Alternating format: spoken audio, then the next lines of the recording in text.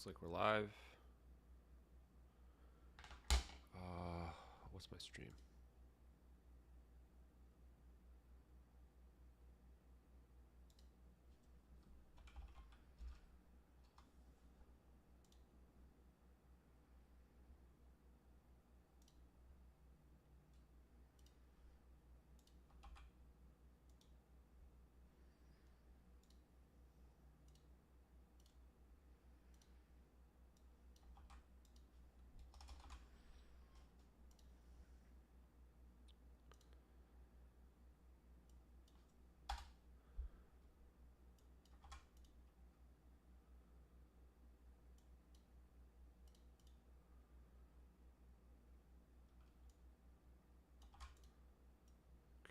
Let's get this ready.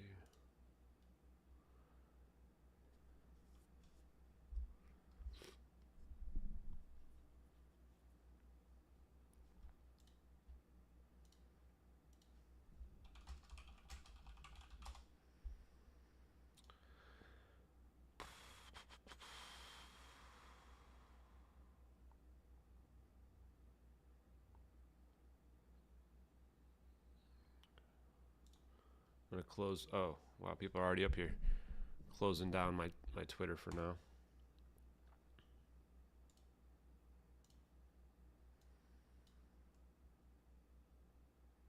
Hey, doing good, JL.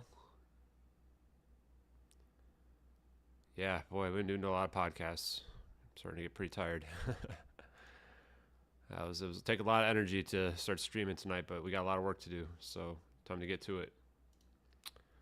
Okay, what are we gonna add to our stuff here? EVOs.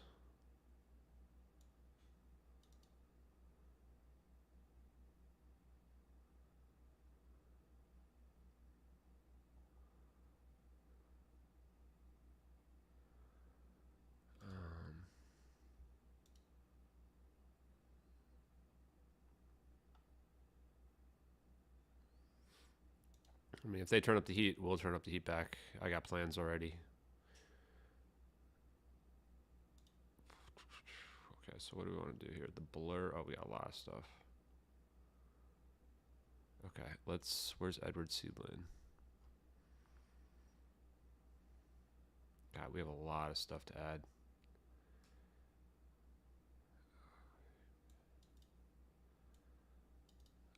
Disinformation. Let's start there.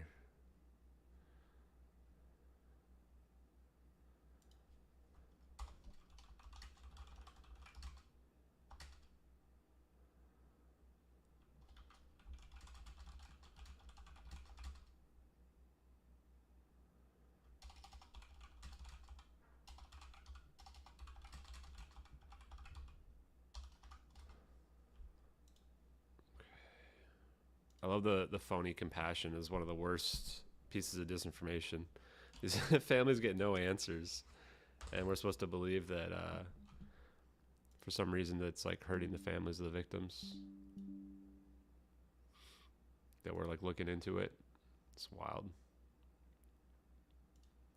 No news about the letter to Congress. I'm gonna be listening to some music here while we do this. Hopefully it's not too loud.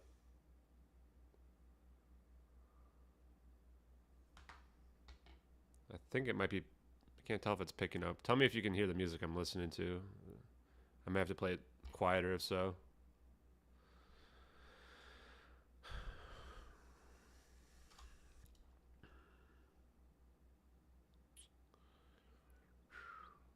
What else do I have?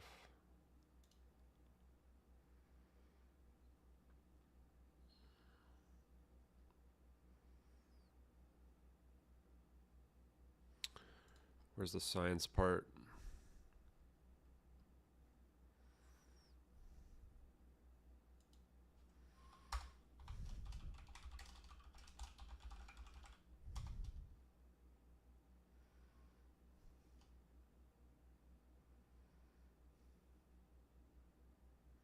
Damn it, what was I going to add here?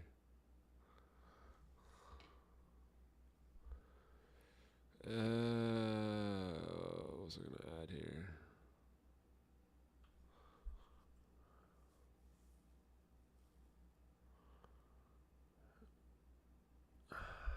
was going to add something. I just lost it.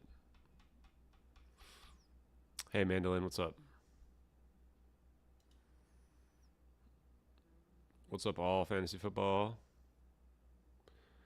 Yeah, good. Probably not going to play music here tonight.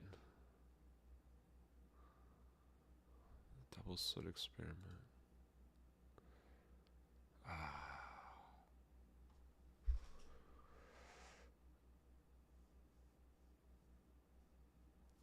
Oh, time dilation. Apparently people don't know that time dilation is real. At least the last podcaster I went on in person did not know.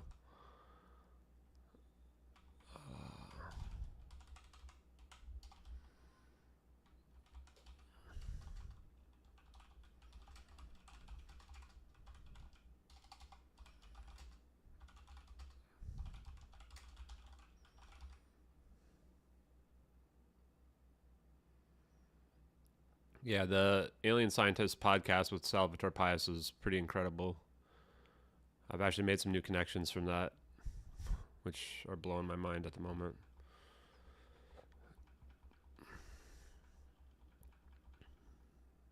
The videos are 100% real. 100%. Technology is real too.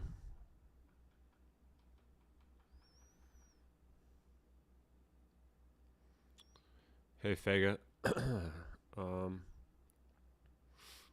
What's time dilation? Good question. Let me see. Actually, speaking of which, I probably should try to find a video on time dilation, huh?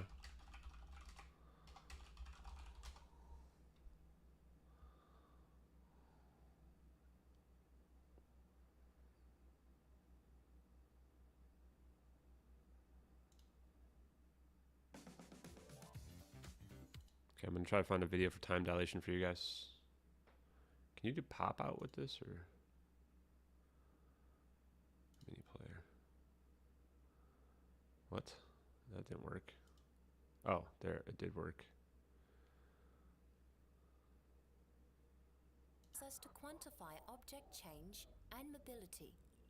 At first glance, one could think that with a single time dilation pretty much means that space or time, however you want to think of space-time, time flows differently depending on where you are. We tend to work by and it's real. Arriving at 9 a.m. and leaving Can I make at 5 this like, p.m. oh wait, can I do like this? Our perception of time does not vary during that time, though it seems to slow down before the weekend. At the turn of the 20th century, a discovery radically shattered our previous understanding of relativity. You guys can hear that, right? Time is no longer absolute, but relative. Each item has its own time and clock, and two previously synchronized clocks on it's not even just as you approach the speed of light, it's can meet again and show different times. Depends on how much mass you're next to. What is time dilation? Time dilation, the more mass, the slower you go, slower time flows. Less mass, faster time flows. Relative to another observer, depending on their relative motion or positions in a gravitational field. Interstellar explains it perfectly, honestly. Time is Maybe I should find that. That, as absurd as it sounds, is a result of Einstein's theory of relativity. We're used to speed being relative in everyday life.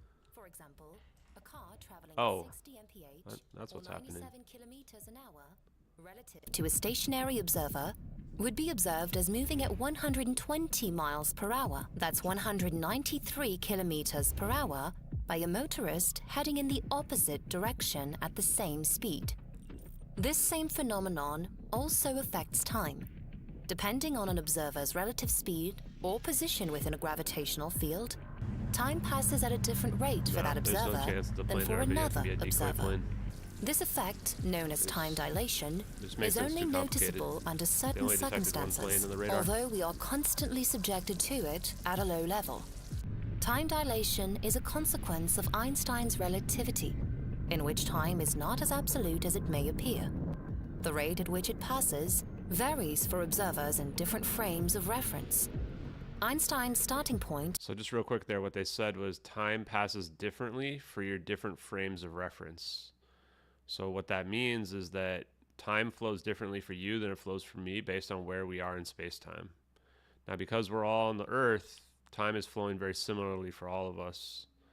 But if one of us was out in outer space, time would be flowing differently than it flows for the people on Earth. The extreme example in Interstellar is when Matthew McConaughey goes near a planet that's near a black hole, where there's a ton of mass. And that's why the waves are super high in the movie and on the planet. And then when they leave the planet, 20 years have gone by for the people who've been out on the space station. So that explains time dilation. Has the same measured speed, irrespective of the observer's motion. We'll let this play while I'm This seemingly innocent assumption leads to the inevitable conclusion that moving clocks run slowly. This phrase is frequently used to describe time dilation, but it's a little deceptive, since it places too much emphasis on clocks, which are only relevant in the sense that we use them to measure time. However, rather than seeing time dilation as a clock property, we should consider it an unexpected reality about space and time. The theory of relativity is divided into special relativity and general relativity, and time dilation features in both. It's true about the GPS principle satellites, that the speed of light is the same for all observers is crucial in special relativity. According to Boston University physicist Andrew Duffy, one of its consequences is that two observers, moving at constant speed relative to each other, measure different times between the same events. However, the effect is only detectable at speeds approaching the speed of light. 10 years after he proposed special relativity, Einstein expanded his theory to include gravitational effects in general relativity.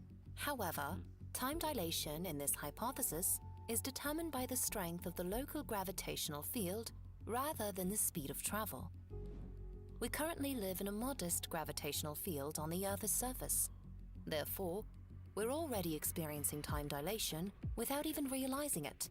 Additionally, the strength of the effect changes when we move up and down within Earth's field.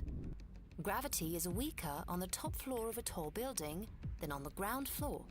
Therefore, the time dilation effect is similarly weaker higher up. The further you are from the Earth's surface, the faster time passes. Although the effect is too small to perceive with human senses, the time difference between different altitudes can be measured using extremely accurate clocks. A spectacular example of gravitational time dilation is the region around a black hole, which has stronger gravity than Earth. NASA has considered what would happen if a clock was placed 10 kilometers from a black hole with the mass of the Sun. The clock would take roughly an hour and 10 minutes to show a difference of 1 hour when viewed through a telescope from a safe distance. One of the most perplexing consequences of time dilation is the twin paradox. In this hypothetical experiment of twins, one identical twin lives on Earth, while the other twin travels to a faraway star at speeds approaching the speed of light. When they reunite later, the traveling twin has aged significantly less than the one who stayed on Earth, thanks to special relativistic time dilation. The seeming paradox arises from the erroneous belief that the situation is symmetrical. In other words, you could say that the traveling twin is stationary relative to the Earthbound twin, implying that the Earthling would have aged less than the traveling twin.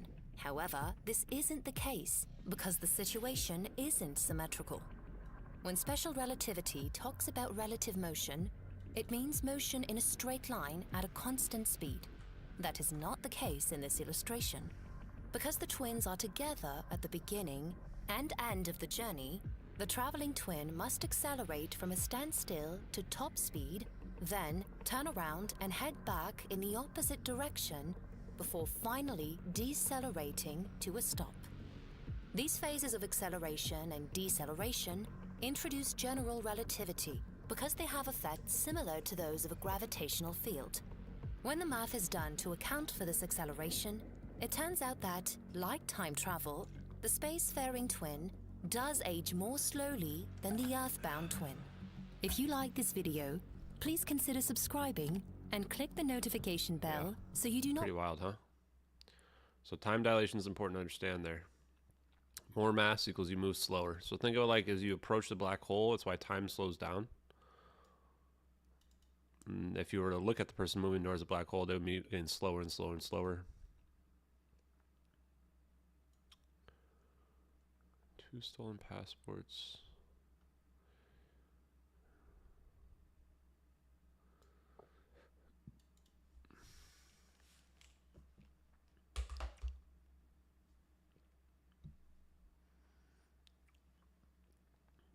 Size of the orbs might mean something. Not really sure.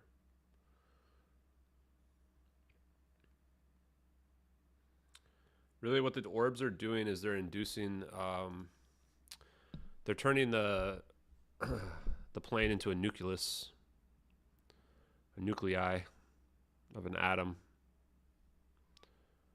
And so that it can experience quantum effects by becoming quantum. Most likely when it gets close to it, I'll have to look that part up too. I'm going to write this down. I was trying to talk to my physics experts and get a better understanding today. These people are just so much smarter than me. It's hard to keep up.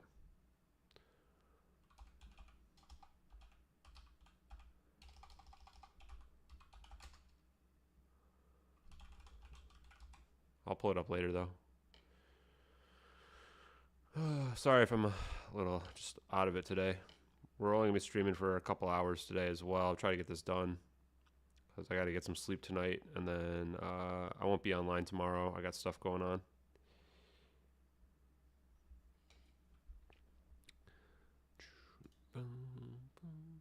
Yeah, I think Einstein was pretty great. I think he just ran out of time before he could figure out how to unify quantum and macro. Where?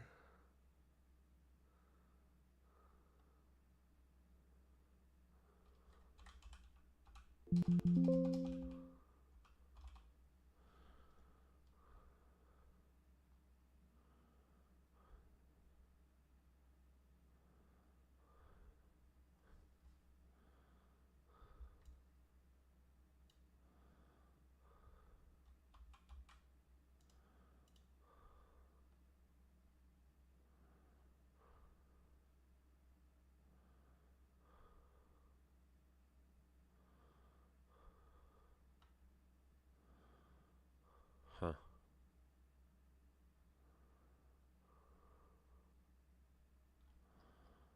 We're going to take this.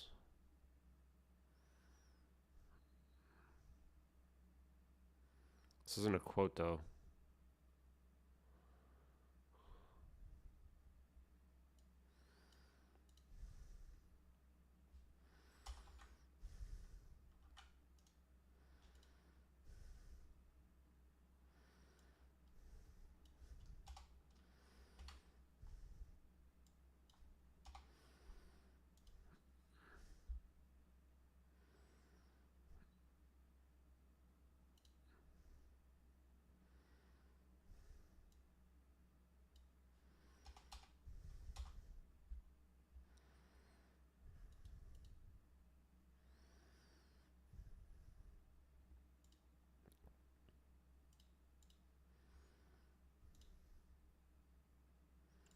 Aeronautical black hole? What the hell, man? There's no such thing.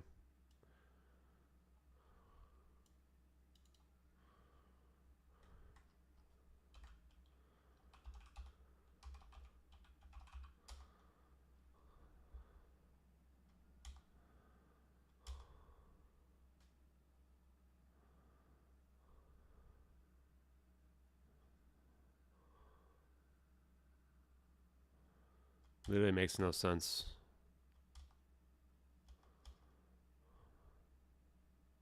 Okay, I'm not adding it because it doesn't make any sense.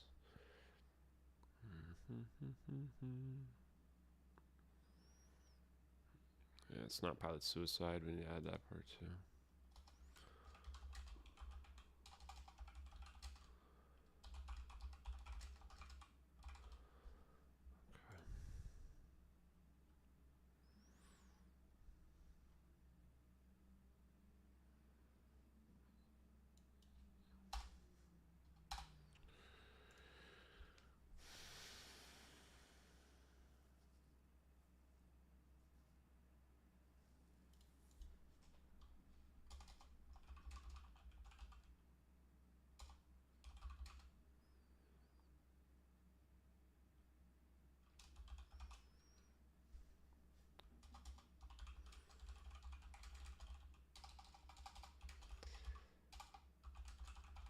We got a lot of stuff to get through, guys.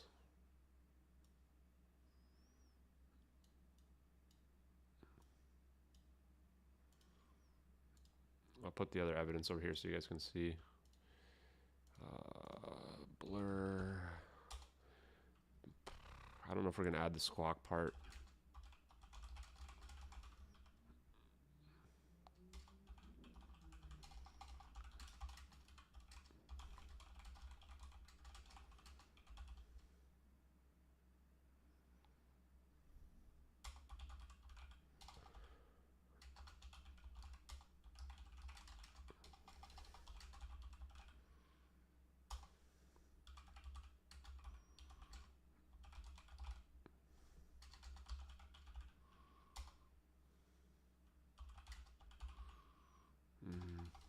I don't think we need to add the KT thing. We had one podcaster try to cast a bunch of doubt on our evidence, and honestly, I don't know how to not be rude to him. It was just stupid. I gotta pick this up, guys. Give me a second.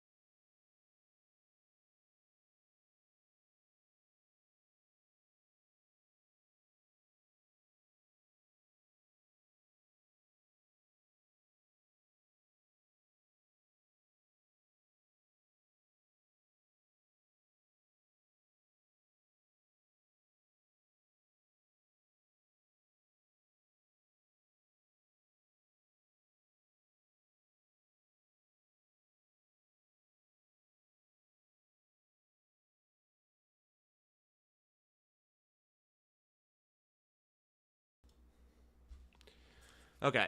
Sorry, chat. Yeah, you know, we had a call. My bad. I couldn't have you listen to that call. No offense. So I just had to take that call real quick, but we're good. It's for something for tomorrow that I needed to handle. Let me see what we got here. Simon Holland.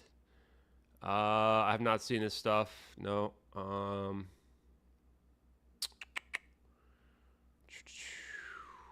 Let me see what else we got here. Yeah, you wouldn't want to be that guy who tested teleportation tech first. But what I would say is, you know, probably Philadelphia experiment took care of that. So I'm starting to get the feeling like this tech was proven like a long time ago. Another interesting thought is that if we have this kind of tech, we definitely have like faster than light communication tech, which is pretty interesting. That's something that I've kind of thought about for probably over 10 years, actually, before I was even interested in UAPs. Was, you know, do we really have faster than light tech? Maybe.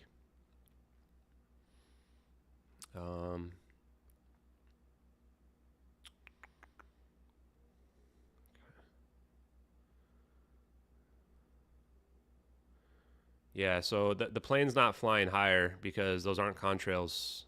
You can see the cumulus clouds in the background. And cumulus clouds only form at low altitudes. So what we're looking at there is MH370. There is no other plane it can be, actually. There is no other missing 777. It's in the actual flight path of MH370. And the time matches as well. We were able to corroborate it with a witness as well as with the satellite. We found the satellite that was in the region as well. I mean, you just can't make this much stuff up, guys, if it's fake. Like, there's a million reasons why it's real. Let's see what else we got. Also, like, I wouldn't have this many physicists and like PhDs like in my replies and in my DMs. The fact that those people are in there and replying to me and what have you tells me that those people think it's real, right? They're not coming out and saying it outright. I look like Stephen Merchant. That's kind of messed up. He's a funny guy though. Let's look him up. Okay, maybe a little bit. Maybe it's the glasses, right? The square glasses are doing it, maybe. Yeah. My chin's a little bit more dimply, though.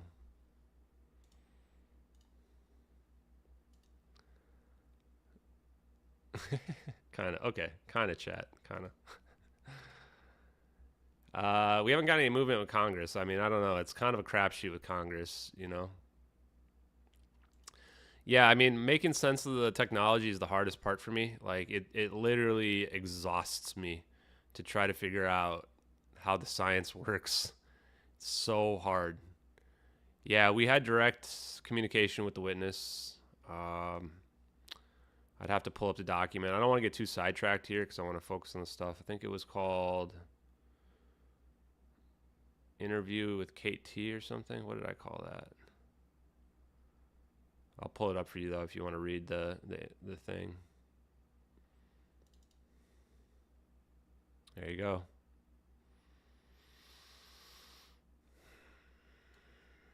So these were the actual questions and answers that I pulled from my interview with her, where I was talking to her. What time do you think it happened? She said it happened around 1840 UTC, and then she said maybe it was 1825 or 1940. She couldn't remember based on the time, like the time zone she was in or whatever. And then she said she felt like the experts were trying to get her to change the time to fit with their theories. That's pretty messed up. Real messed up. So the GPS was automatically logging. The smoke was thick. She said she didn't have a sense of smell as well, and that she didn't see any other boats or anything nearby. Kind of some interesting questions. She didn't hear anything unusual. No engine sounds. Pretty odd.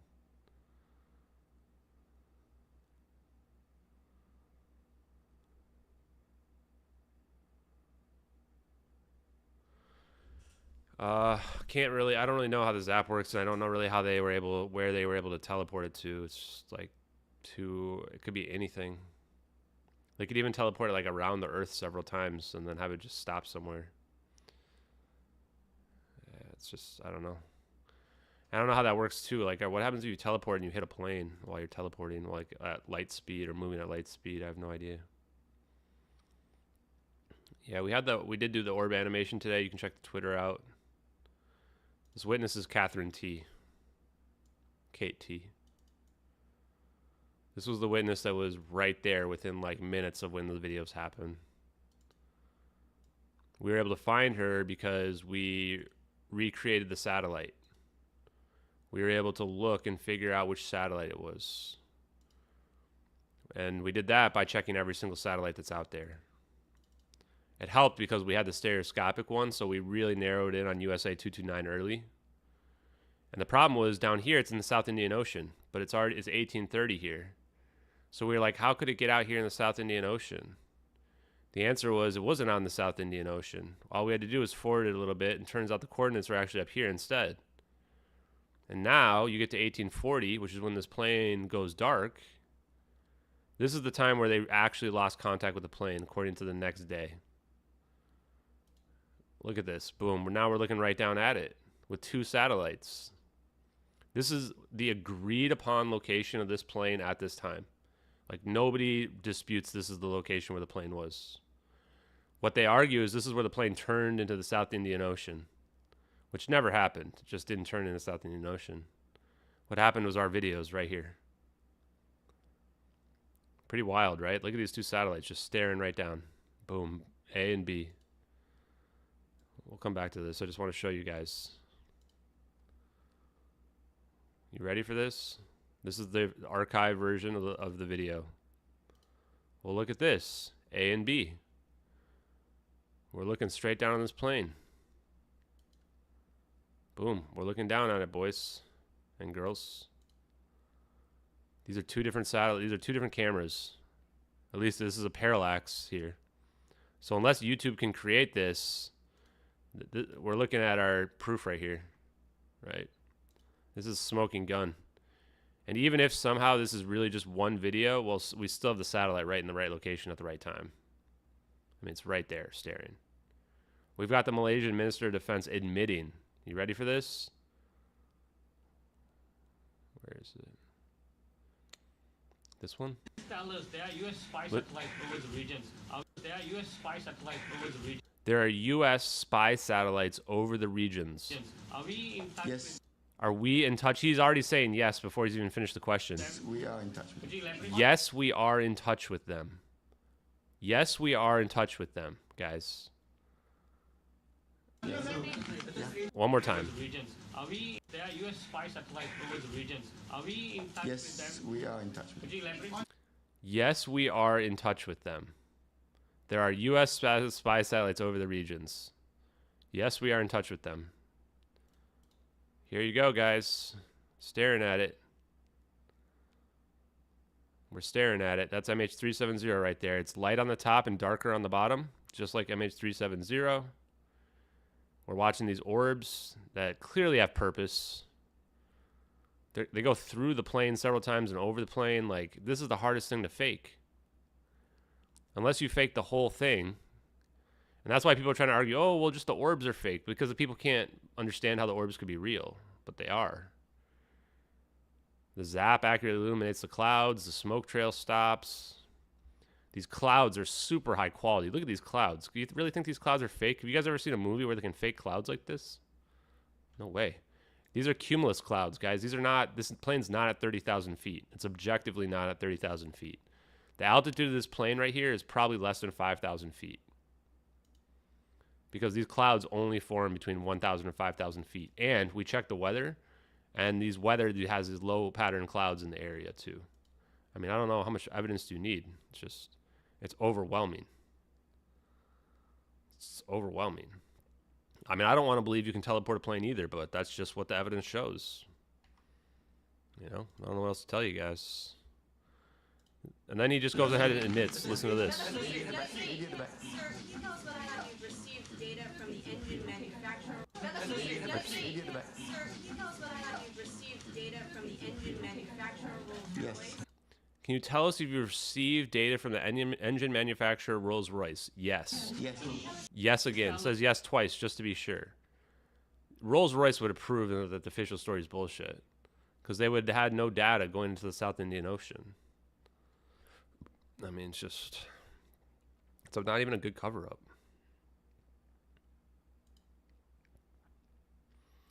Yeah.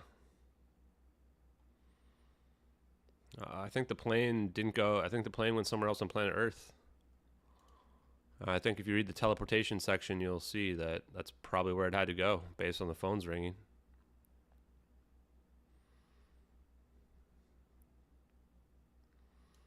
Phones were still ringing, and you can travel forward in time, but you cannot travel backwards in time, unless you go to a different dimension, I guess.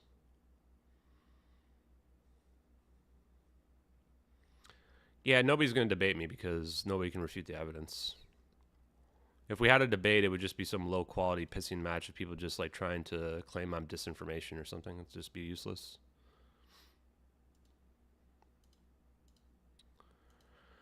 Okay, let's get this stuff done. Mike McKay citing altitude.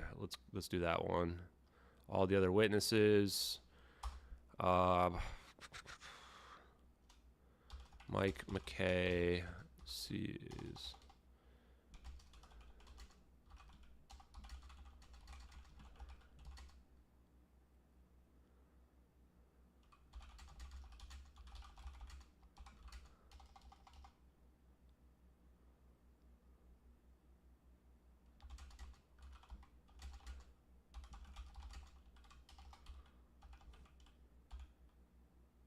altitude. So interesting enough, I asked ChatGPT to take a look at how far you can see a plane, since there was a podcaster trying to cast doubt on whether or not Mike McKay could really see a plane from 300 miles. ChatGPT says if you're at 35,000 feet in the right conditions, you can see 310 miles. So it's actually perfect. How far can you see at 35,000 feet? At an altitude of 35,000 feet, I'll actually just post it over here so you guys can take a look at it. I'm going to end up deleting it or retyping it out, but you can, just so you guys can see it. Just so you know I'm not bullshitting you. What does it say, guys?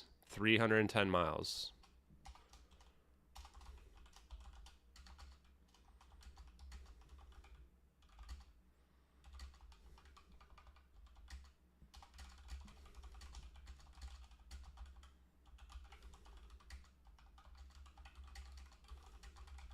The conditions were perfect as well. It had just rained, meaning that the conditions would have been perfect for Mike McKay.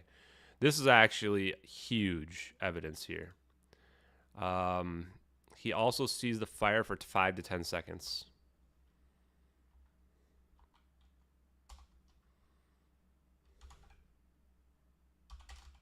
I'm just going to say McKay.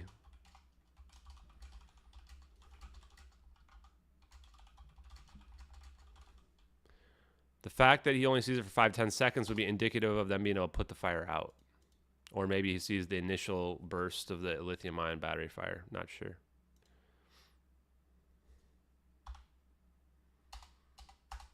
But this would also be, I think, indicative of potentially it depressurizing the plane. And so he's seeing the flames come from the side of the plane or from something, right? Still maybe some questions about this, but the sighting to me is very credible. A lot of people wondered if there wasn't a fire due to this. And the way they were able to discredit him is they tried to make it like he saw the plane crash, and he didn't. So pretty messed up, man. The way they discredited this dude ruined his whole life. So the thing is, it wasn't high. It was low on the horizon. I think I said that, low on the horizon here. And so that's why people said he thought he saw it crash, because you see a plane low on the horizon over the water, it's pretty much the same as thinking that you saw the plane crash. But if it's 310 miles away, it's actually at cruising altitude. So, sorry, what are you saying? Why would this be painful for the families? They've literally never been given any answers. So I'm going to go down to the disinformation part for you guys. Like, the thing I hate the most is this idea that, like, oh, we can't talk about this because it hurts the families. That's just fake compassion. Don't pretend like you care about the families. They've had 9 years. They've never got any answers. If you care about the families, they deserve the truth. And you should read my piece on whatever, buying silence. Because the reason why these families have probably gone quiet is that they had no choice. If they wanted to get payouts, they had to sign an agreement that said they would probably not say anything. So the idea that like this hurts the families is so ludicrous. It's just offensive, frankly. If anything, it should be the opposite. Like, we're the only people fighting for the families that literally can't even say anything anymore, probably. Yeah, not really knowing what happened, and they're giving some fake answer, and them just saying, well, it's never going to be solved, and then blaming a pilot who definitely was not at fault. That's wild, man. You know, let's finish this, and then I can go over the evidence with everybody, and then we don't have to answer all the questions just like individually that way. I'm going to put some music on my other headset real quick. I'm not going to play music for you guys because I just get a lot of complaints when I play music for some reason. Yeah, William, exactly. Anyone who watches the families right after and sees the hatred from them knowing they were lied to would never say something about this hurting the families. The families got no answers, man. Like none. And they knew it was bullshit. And we all were like, oh, they're in denial. It's like, no, they were not in denial, man. It was just a cover-up, and they knew it was a cover-up. It's ridiculous. Where are we going to put... Oh, more fire evidence. Okay, let's start at the top. Where's more of the fire? Oh, let's add this here.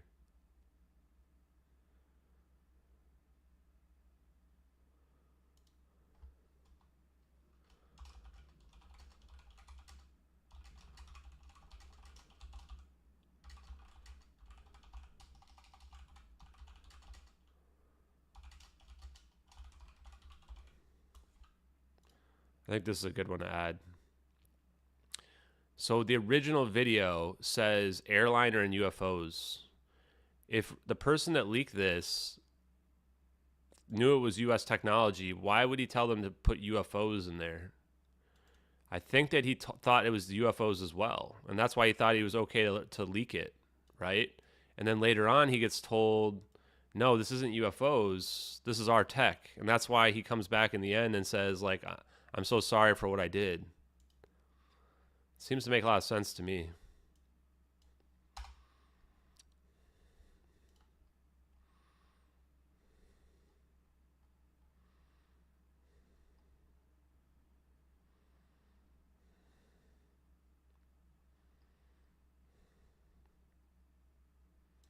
Here we go. Lithium-ion battery fire. Damn. We got 82 concurrent viewers. Jeez. Lots of people involved in this. What's up, guys? I'm not going to speak to the makers of the Netflix documentary. I spoke to Florence Duchangi, and she told me that they were dickheads, and then she almost walked off. And I respect Florence. Speaking of Florence, we might vindicate her, too. I've got a quote from her saying that she does not think that the plane was shot down, that people have misinterpreted her statements. There's like 10 articles about them all claiming that she says the plane got shot down, when in reality she was just exploring all the options, saying here's the things that could have happened. It's a little bit different. That's like people saying that I said that aliens took the plane, even though I said that I'm just like everything's on the table. It's like, no, my real opinion is I think it's our reverse engineered technology. So it's very disingenuous when people are like, oh, you think aliens zapped the plane. It's like, okay, I mean, I'm not ruling anything out, but that's not what I think. If people want to say they think that, it's fine.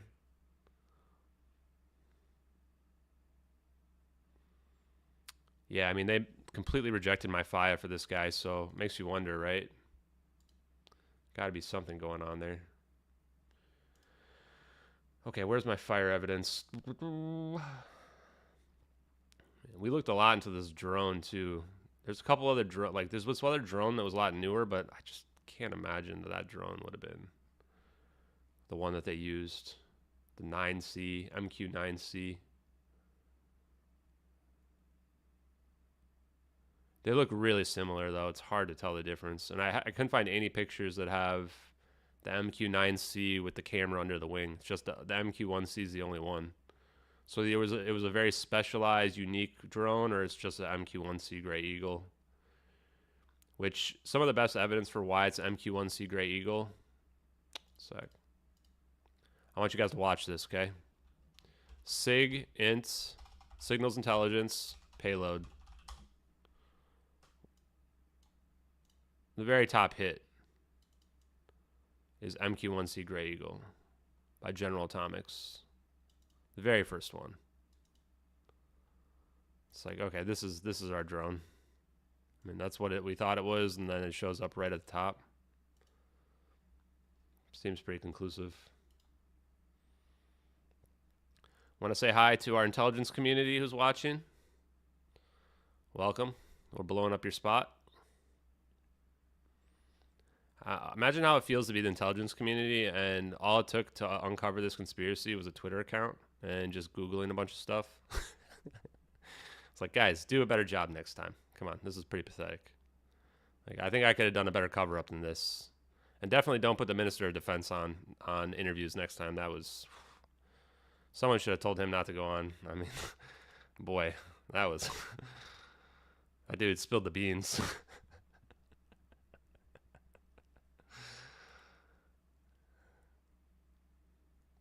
Yeah, they don't want us knowing that the tech, probably for good reasons. I mean, this tech could lead to doomsday weapons, you know, so that's part of the reason.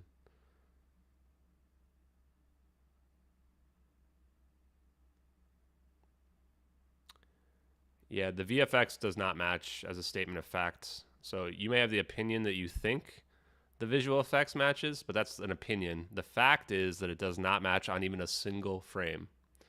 That's an objective fact that can't be denied. So just to show you, effects, you know, from an just old, to be 100% clear, what's your take this on that? here is not in our videos, guys. Let me just say it What's your again. take on that? This here is here we're not seeing it in our superimposed videos. over our event, It's and not you can tell even very clearly close. it's Look at, you not can the see the same, they're not overlay. the right color, They're not the it same doesn't effect. match from If they were the same video. effect, What's your take on that? we would Well, see here we're seeing it exactly what we see in our superimposed thermal over video. Video game? Okay. What's your take on Like, that? people are in Well, here we're seeing it extreme, like, superimposed Mick West over our event, cultist and you can tell very clearly mindset. it's This not the does same, not they're match, the not right even color, on one it doesn't single match from frame. Okay? Not even on a single frame. Okay? See? They're not the same. See all these extra dots? They're not the same. See how the middle doesn't match? See how the middle isn't even close to the same? These are not the same effect as a statement of fact. Notice how the left side over here isn't even there? Notice how this side also doesn't line up. Like, they try to line it up and it still doesn't line up. Like, this, it does not match. Like, Jesus. You guys, the people that, like, can't admit they were wrong need to just get over it. You were wrong. You got fooled by Mick West. He's a con artist. He has zero credibility. He has zero credibility. He tries to debunk literal declassified videos. He tries to debunk videos that the DOD declassified, okay? That's not somebody who has any credibility. So, you know, if you're one of these people who thinks that the VFX debunk matches, like, just get out of my stream. Like, go back to Mick West and jerking him off or whatever you do on your side. The dots are not the same. We just looked at it, man. They're not the same. Objectively speaking, it's not the same. You can't edit it for the video because this is an original work. You're not copying something. Like, use your head, man. Use critical thinking. This isn't a situation where you copied something to make it look like something else. It would have been an original work. Like, man, people just can't think for themselves. It's ridiculous. Sorry to put you down, but man, you're really just asking for it. Well, they edited it to look like that. Well, they didn't because there was nothing to compare it to. Jesus, man. All I have to say is how many pixels match, and then everybody just goes,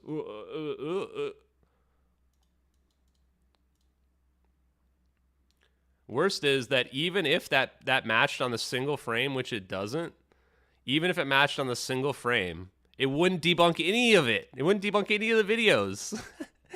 It's just embarrassing debunk, man. Like, don't get fooled by Mick West anymore, man. Don't get fooled by Mick West anymore. The guy is a con artist. He's a fraud. He has zero credibility. He most likely is connected to the intelligence community. Very likely. He hasn't had a job in 15 years. What do you think he does? He's an influencer.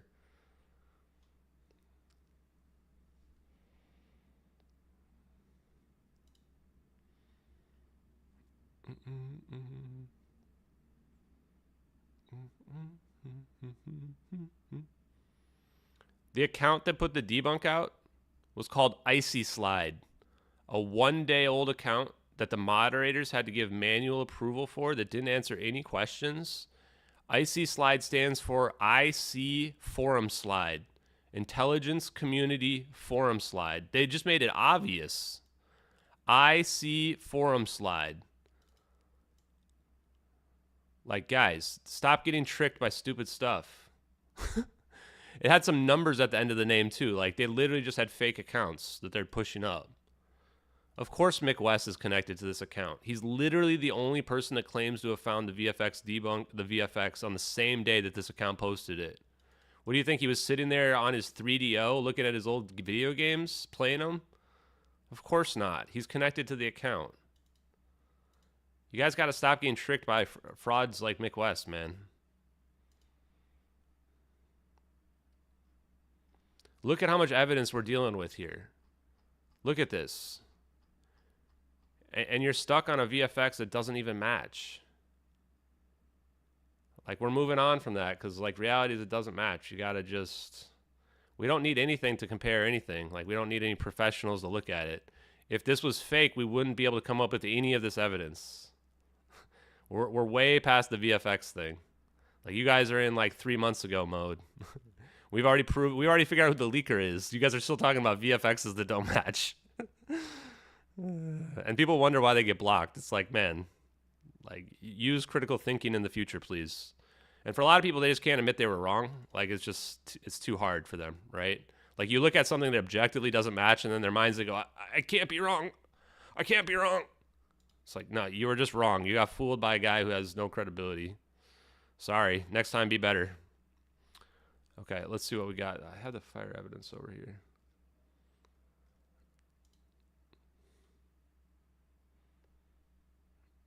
Yeah, that's a good question. How have they not physically harmed me? Because I think the reality is they don't, like, first of all, imagine what would happen if I disappear. I've got 23,000 followers. Like, if I disappear, 10 people are going to rise up in my place, first of all. Because what I'm doing, it's nothing of what I'm doing special. Like, I'm going to give you guys access to this document. If something happens to me, you guys just take my place. In addition to all the people in my Discord will take my place. Like, it will stop nothing. If anything, it's just going to prove that it's all real if I were to disappear. And then the second part is that, like, I don't think that's how they do it anymore, right? They try to discredit people. That's why you have so many people online trying to, like, attack me personally, but none of them are attacking the evidence. Like, even here, people are trying to talk about VFXs. They're not attacking any of the evidence, right? That proves that it's all real. Because the reality is, like, they have to try to discredit me somehow, right? That's the only way that you can make this go away at this point. Good luck, I say.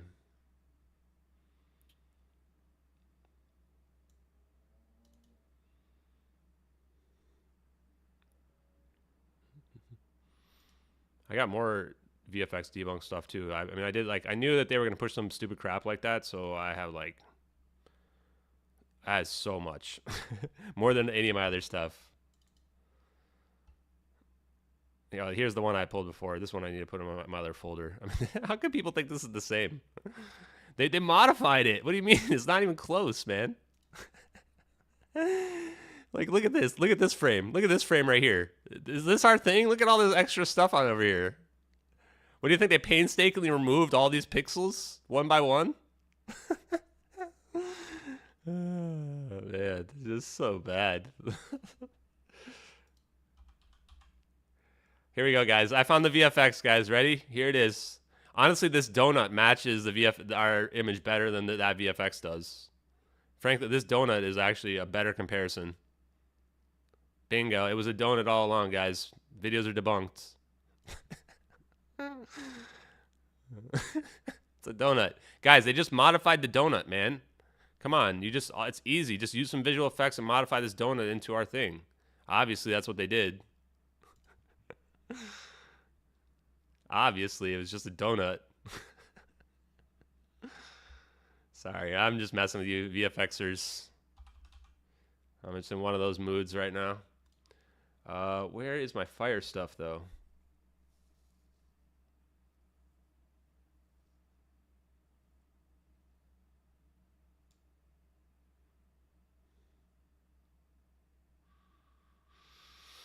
Okay, here's another piece for our fire. Where's the fire?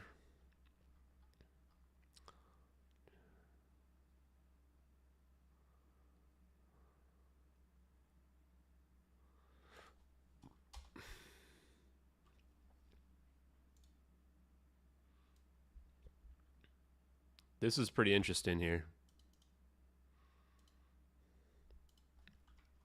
Cargo compartments designed to withstand a flame source of 1,700 degrees Fahrenheit. Over 900 degrees Celsius for at least 5 minutes.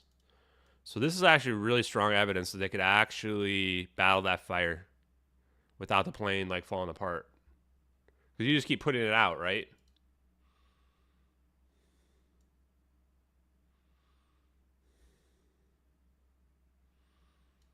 Here's another one.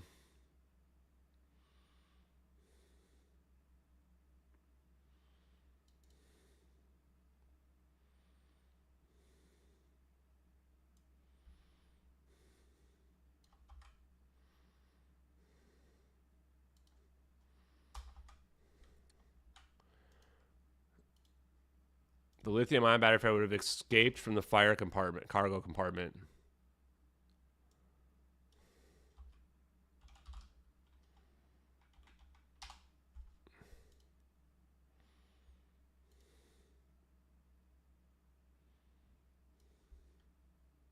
Here's a third one.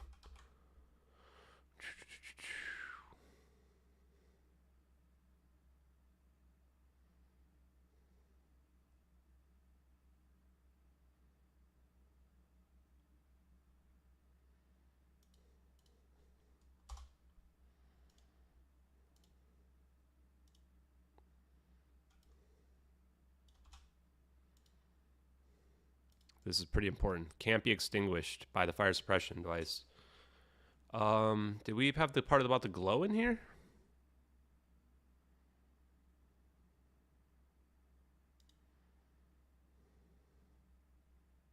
Do I not even have the part about the glow?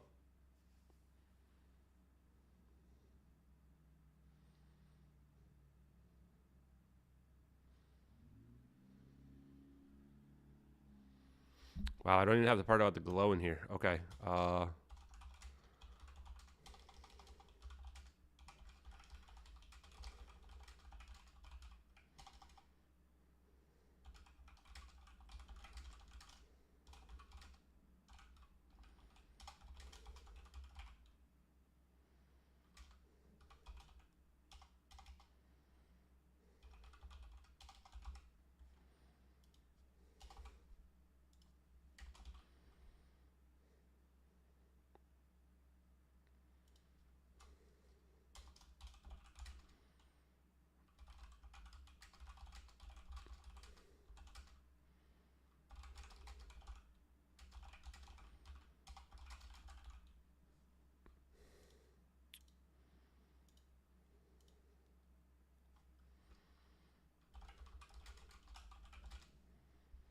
I have a source willing to testify who's spent time on Capitol Hill, who will testify to the fact that it was most likely a lithium-ion battery fire, and that the glow would be consistent, as well as that they could have lasted for over an hour.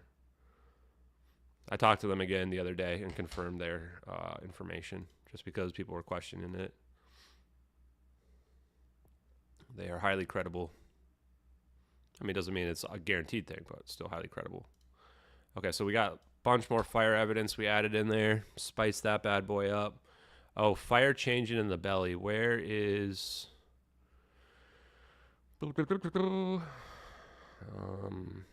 Here.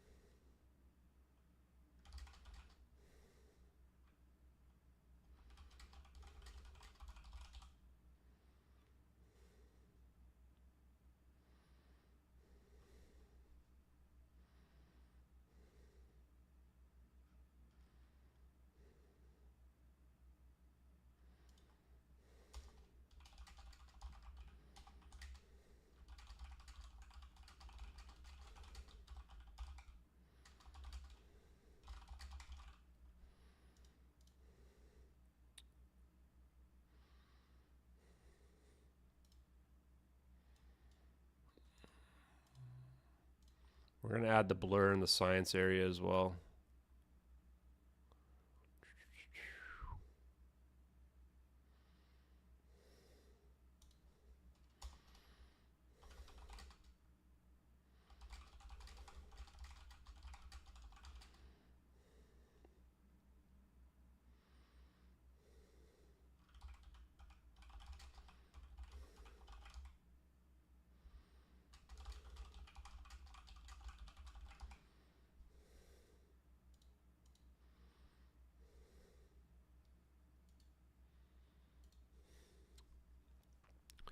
Yeah, the patents are interesting, but I wouldn't worry about the patents. I mean, it's more so that you connect them to U.S. defense, which we did.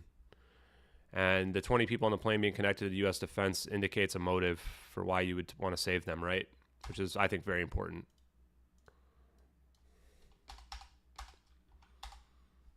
Okay, we did the McKay thing.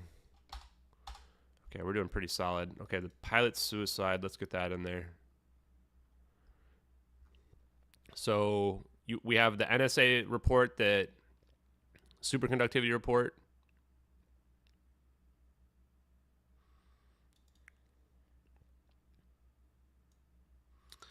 Yeah, this podcast I did was just, man, wannabe FBI agent, honestly.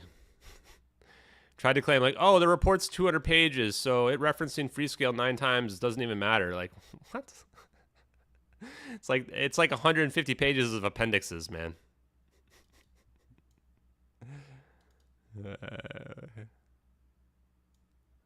This is also, they launched a major initiative dedicated to serving RF power needs for U.S. aerospace and defense.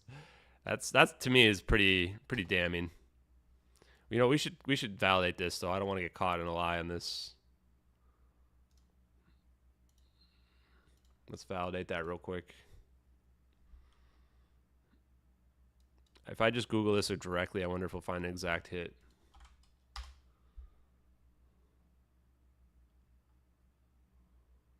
Yep, there it is.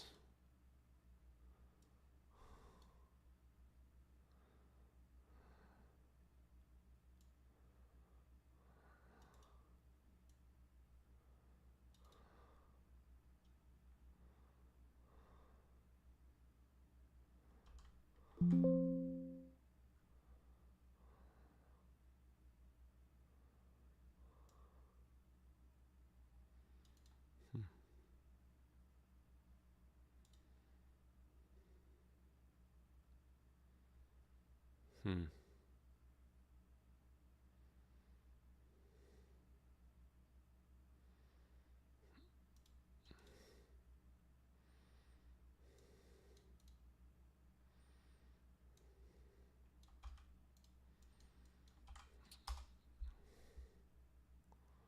Huh. Yeah, okay. Well, NXP does it, so it makes sense. Oh, we didn't. Oh, wow. I mean, that's the first hit. I didn't even put in Freescale, and the first hit's NXP. Okay. Yeah, I think we're good with this. The problem is Freescale sold itself off 8 years ago, so there it is. Okay, this is legit. Well, okay, there we go. Business wire. That'll do. There it is. Okay, guys, I think this is good enough, right? 2013. Holy shit. Holy shit. Yeah, we're good. I'm gonna go put this in my Discord real quick. I mean, what else do we need, guys? It's definitely those scientists on board are the reason. Let's be honest with ourselves. Okay, that corroborates that. We're good. We're definitely keeping that in there. Okay, let me see if we got any questions.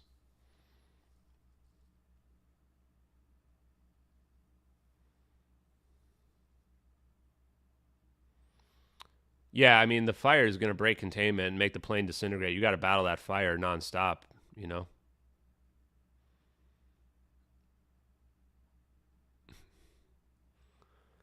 The VFX donut, man. I might have to pull the VFX donut out. Wait, I'm gonna have to add this. I'm definitely adding the VFX donuts for my next podcast I do in person. We're gonna break that out. part of the best way to break down brainwashing is by humor. And like, no offense to the people who think the VFX is legit. I understand how you can be fooled by it, you know? Like, that's peer pressure is such a powerful thing. So when people tell you something that you believe in, like, you're going to absorb it as your own belief. But that's why humor breaks down that brainwashing. So when you show people the donut and just say, hey, no, you just mashed a donut, then people are like, oh, wait, maybe I should think about this twice, right? That's why I like the donut stuff.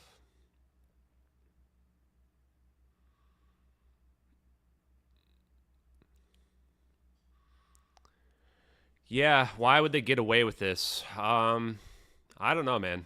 I feel like it must have been a really desperate situation. These people must have been really important, right? Or maybe they just did the right thing, you know? I don't know. I mean, the cover-up was pretty sloppy. It wasn't a very good cover-up. But they did get away with it for 9 years, so right?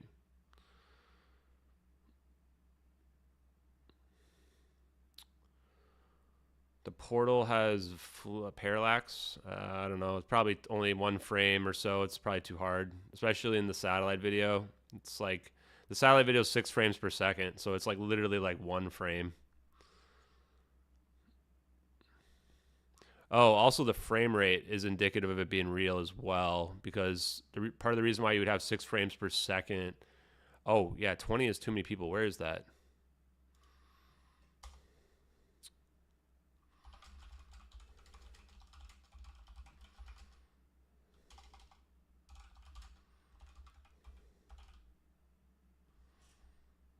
Good call on that.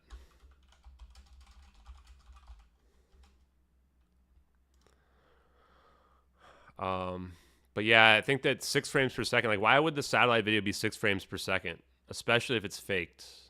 The reason why it's 6 frames per second is because the satellite's 1,000 miles or 1,000 kilometers away. At least that's what people have told me. I probably should validate that too. I haven't added it to the evidence list yet, though.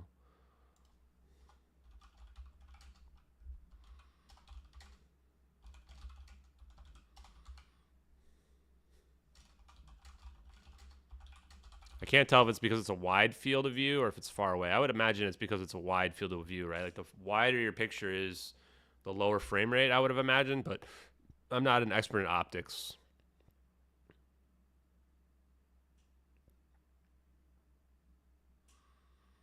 There's no way to contact Regicide Anon. I don't think we have any contact information. If somebody got silenced, it would be Regicide Anon.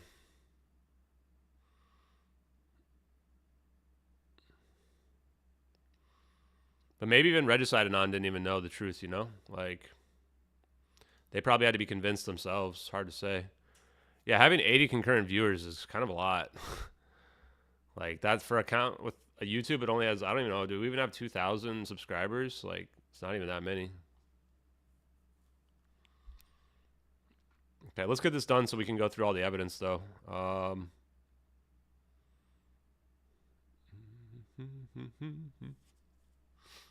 Everything looks the same, guys, on the VFX thing. Like, the donut looks the same. That doesn't mean it's a donut.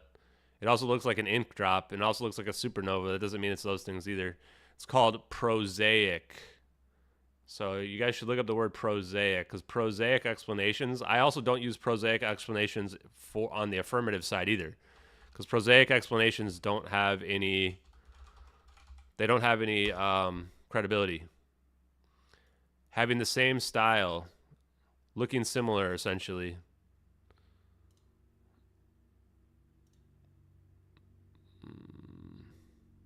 This is really not the best in context definitions here.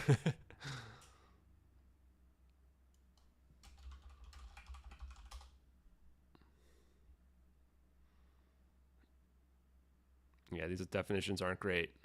But what this means is, like, the same way they always say everything looks like a balloon. Just because something, like, you can line something up doesn't mean that is that thing. Like, that's very bad logic. And that's what Mick West excels in, is terrible logic. Oh, yeah. German wings. We are going to add that. Where's the German wings? Yeah, it's right here.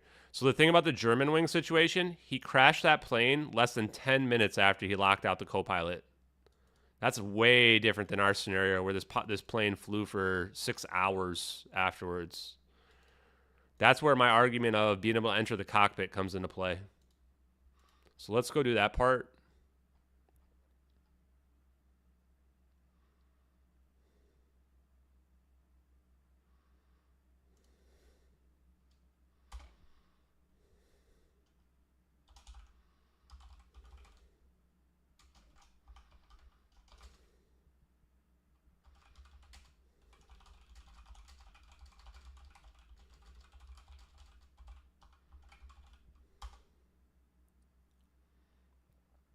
They ended up changing the policies after that so that there can never be one person in the cockpit at a time because of that. Dun, dun, dun. And just to point this out, saying something objectively looks the same is objectively an opinion. I'm saying that objectively as a factual statement are not the same. I want a VFX donut t-shirt too. Sorry, I'm a little bit behind on the chat. We won't be contacting any remote viewing groups. People have reached out quite a lot. Honestly, remote viewing and psychic stuff is like the most common things that I get asked about. And first of all, I'll be honest with you guys. Like, I'm not really big into the esoteric aspects in general. Like, it was hard for me to even accept that this conspiracy was real, okay? Like, I was never really a huge into conspiracies. I'm a very logical person. And I was never part of the UFO communities. I was never into any remote viewing stuff. I have nothing against people who are. But the main reason why I'm not connecting any of that to this is that will be used to discredit me. And it'll be used to discredit the evidence. So that's the reason why we can't. We objectively cannot do any remote viewing or psychic type stuff. We can't even add it on our list, even if I wanted to. So, I mean, people can do that if they want, but I won't be included in my case. I know people believe in all that stuff, and like, you know, maybe it ends up being true. Maybe the science here points that we live in a simulation and all the stuff that I would think is magic ends up being real. Maybe. But we have to realize that the people that we have to get this in front of are not the kind of people that are going to believe in that kind of stuff. The people that believe in the remote viewing stuff are going to have no problem believing this anyway. So that's the truth of the situation for that.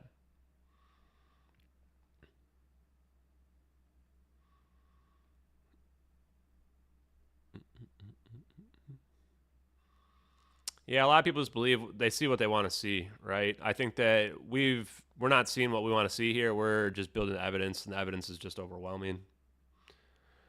One podcaster tried to argue that, like, oh, are you just having confirmation bias? Like, does this look like confirmation bias? No, this is called the most evidence in the history of the world of a court case.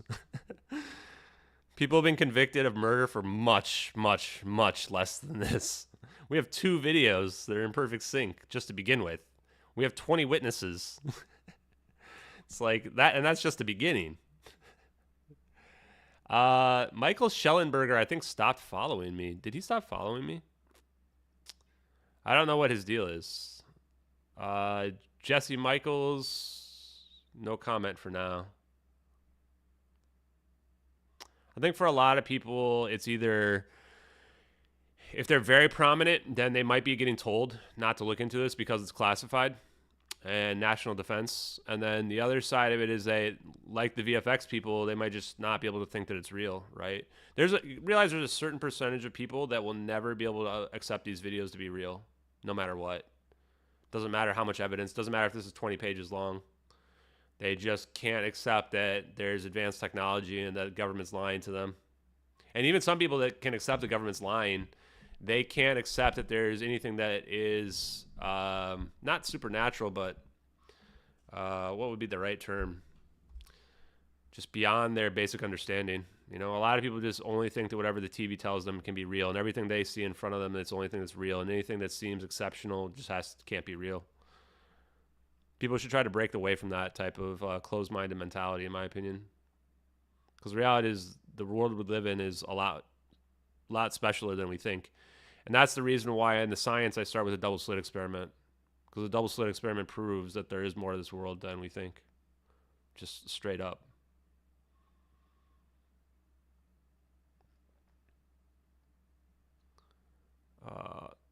Hey, New Order MMA, what's up?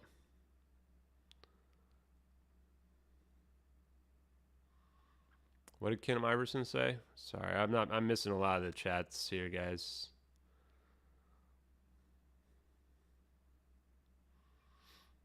Yeah, I mean, I'm a pretty skeptical person, honestly, as well. That's what people don't really realize about me.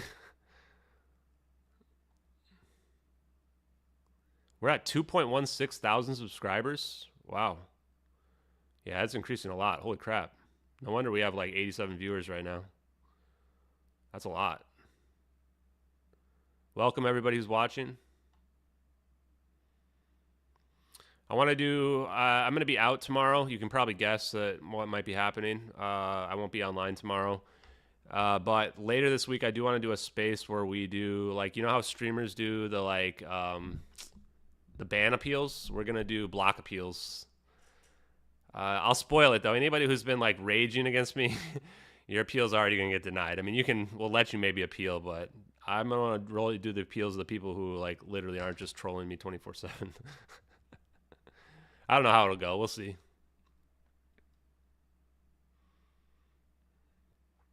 Yeah, I was talking to my uncle, and he's like, I show him the evidence. You could tell that he's like can't resolve it, right? And he's like, well, you'd have to do it again. I'm like, I have to teleport another plane? We already teleported one. I got to get 2 more videos teleporting another plane? Come on, please. It's just, I can't do another one.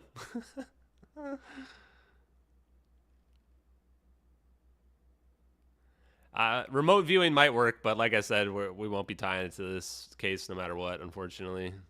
I don't know.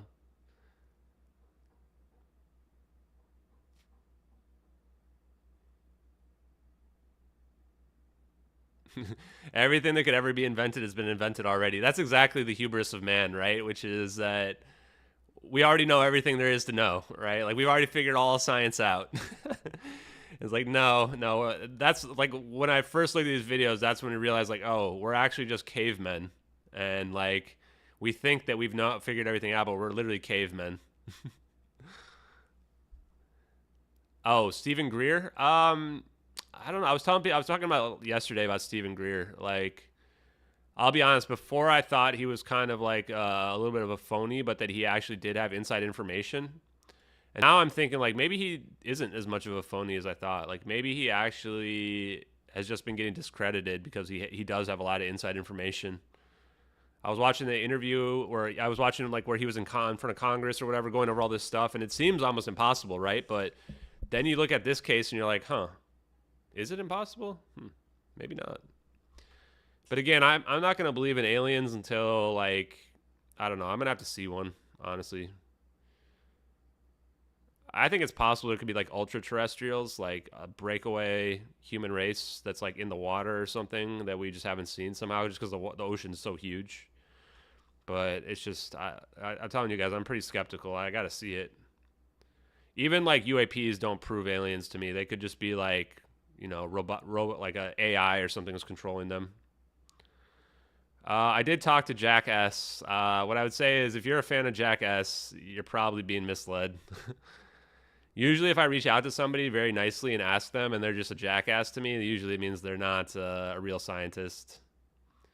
There's a lot of people out there that claim to have all these answers for people, right? Especially in UFOlogy. And they claim like they know everything, right? And people get sucked into that type of personality. Like, oh, he must be super smart, right? But then you really have to, like, digest it. This also happened with that orb guy. I don't even remember his name. Like, I looked into the orb guy. He's a total fraud. Like, his book is total nonsense. And Mr. Fireside is actually, you can find that guy. And Mr. Fireside actually did an interview with me. And I thought Mr. Fireside was a very down-to-earth guy. And he reviews that dude's book of these orbs or whatever. And, like, he actually reaches out to the guy. And he's like, why are you asking data questions? Like, what kind of response is that? He got blocked for asking data questions.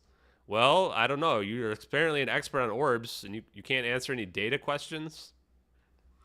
That's a pretty big red flag, folks. So yeah, anybody who can't explain their own science and who's not, like, willing to talk about it, like, look how I interact with people, right? And I answer like so many questions, right? People reach out to me. I talk to every single person that DMs me. I respond to. I mean, I don't know how long I'll be able to do that for, but I've been trying. These are people that have like a third of the followers that I have, and then they just act like complete jackasses and won't explain anything when you ask basic questions. Those are the people you should be very skeptical of. Especially when people are trying to sell books and stuff like that too. Kim Iverson, I might have to look into her. I don't know who that is, but generally if people have requested somebody, then they're on Twitter, like I've followed them. Which is part of the reason why it's so weird that like nobody has reached out to me. Yeah, I've been talking to some people who do have labs and are doing actual experiments. So it could be cool. We'll see. Yeah, we're at peak civilization, guys. It doesn't get any better than this. If you think this divided ass world that we live in right now is peak civilization, man, then I really wonder. I would worry about humanity.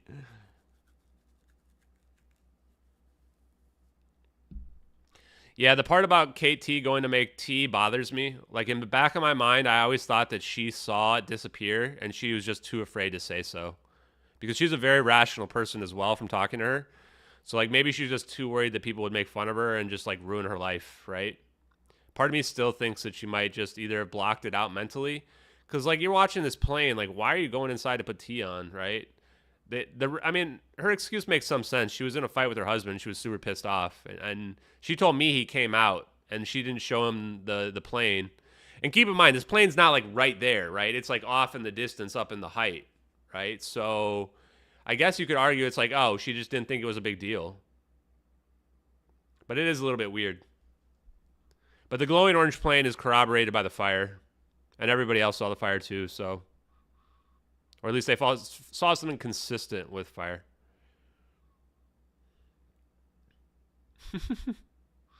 I don't know about transporting to Mars.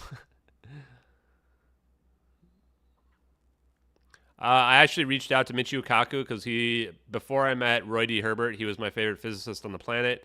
I had seen all his appearances on all the TV shows that Michio Kaku had done.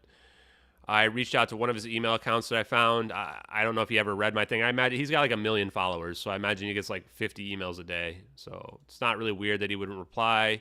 He might also have a hard time believing these videos to be real as well, honestly. But if Michio Kaku is out there, anybody knows him, I would love to have him weigh in on the videos. Eric W. Davis, apparently Sal Pius, came out on the stream yesterday and said that Eric Davis like acted like a jackass to him about the patents. So we should be a little bit skeptical of Eric W. Davis, especially because like I literally used one of his papers for VM teleportation. So kind of interesting.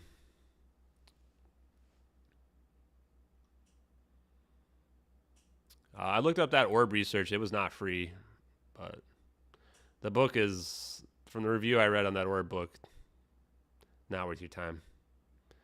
You can just listen to somebody claim to know everything and then you'll know everything about that book. But, you know, if you like them, you know, and you like that thing, I'm not against it, right? There's a lot of people out there who are grifting people, whatever. And if people are into it, fine. Like, I'll be honest with you guys. I used to watch those Ghost Hunter shows.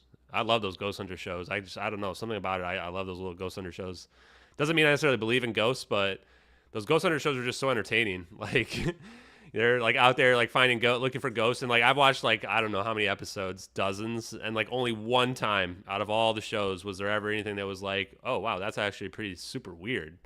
All the other times it was something like very minor, like, oh, my phone moved a little bit, which is okay. It's kind of weird, but not that unusual. Good night, 1 foot 5 N5D. The basement office guy, maybe. Oh wait, is that Stephen Greenstreet? If that's Stephen Greenstreet, we're just deleting that. Have I tried reaching out to Steven Spielberg or Christopher Nolan? I mean, like, I don't know. Should I just reach out to President Biden too? I mean, that's like, that's asking for a lot, I'd say. Yeah, I mean, I went on Chris Leto's show, but I mean, Chris Leto is like a busy guy, man. So I would maybe have him on, but I like Chris Leto a lot. Honestly, I think he's a really nice guy, genuine guy. So yeah, I'd definitely have him on if he was interested, but I think he's too busy to be on my show.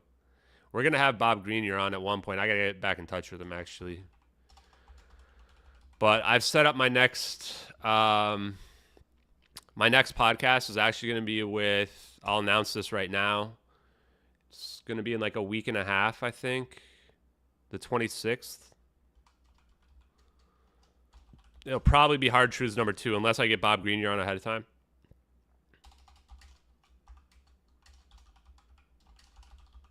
With Dave Rossi. Holla! If you guys don't know who this guy is, he was on the panel yesterday. And super smart guy. Blew me away. Like, he was going back and forth with Salvatore Pais, and I was like, holy crap. These guys are smart as hell. I can't wait to talk to this dude. I hope people start to learn who this guy is, because he's very impressive. And what I'm starting to realize, too, is like PhDs or whatever don't mean anything. When it comes to what we're talking about in science, like this stuff's cutting edge. I'm sure having a PhD is nice, but people who are dedicated, who are experimental scientists, who are actually out there testing the stuff that we're talking about, those are the people I want to be talking to. Yeah, some of the people know and they saw him. Richard Dolan would be cool. I mean, I think I've followed Richard Dolan.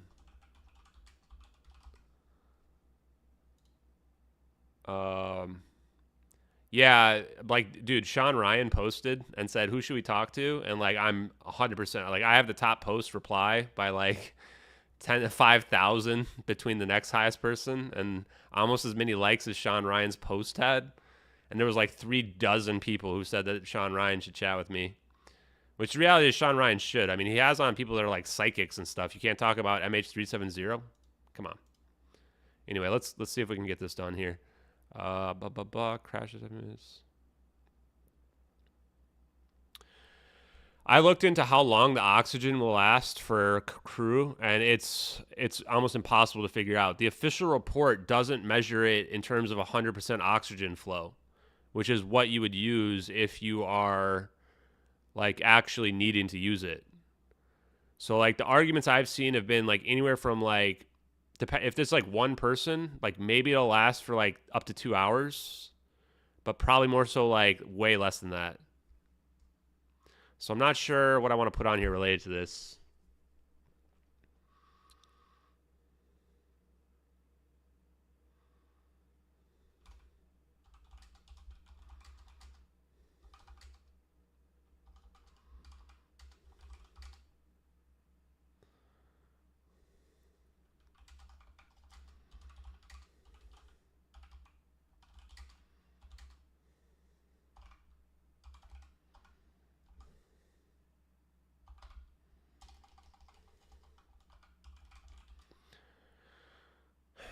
I'm going to have to be careful. I'll probably have to edit this if we can find some people who are smart and can tell us how long the oxygen will really last. Because I want to get some hard evidence on this. But the evidence here would be that no way this plane is like going to make it to the South Indian Ocean if it's depressurized, right? You don't have enough oxygen. You would have to be flying really low the whole time. So I don't know if I really want. I could get rid of this. I'm gonna leave it there for now.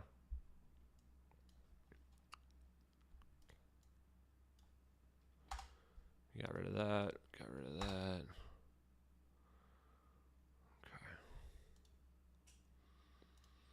Okay, we're gonna probably try to wrap this evidence up in the next 15-20 minutes so that we can go through all the evidence and review it all. And then maybe I'll come up with some other stuff while we're doing it. So we'll do a little bit of evidence review. Trying to think if it's okay to announce this. Probably fine. I'll be talking to Danny Jones pretty soon.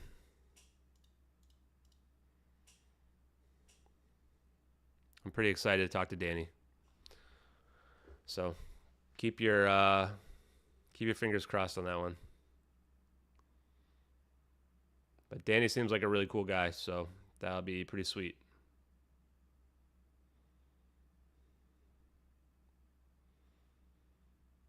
My Discord has like 8 admins in it that I trust implicitly They could get turned, but right now I trust them. So information's not going anywhere no matter what.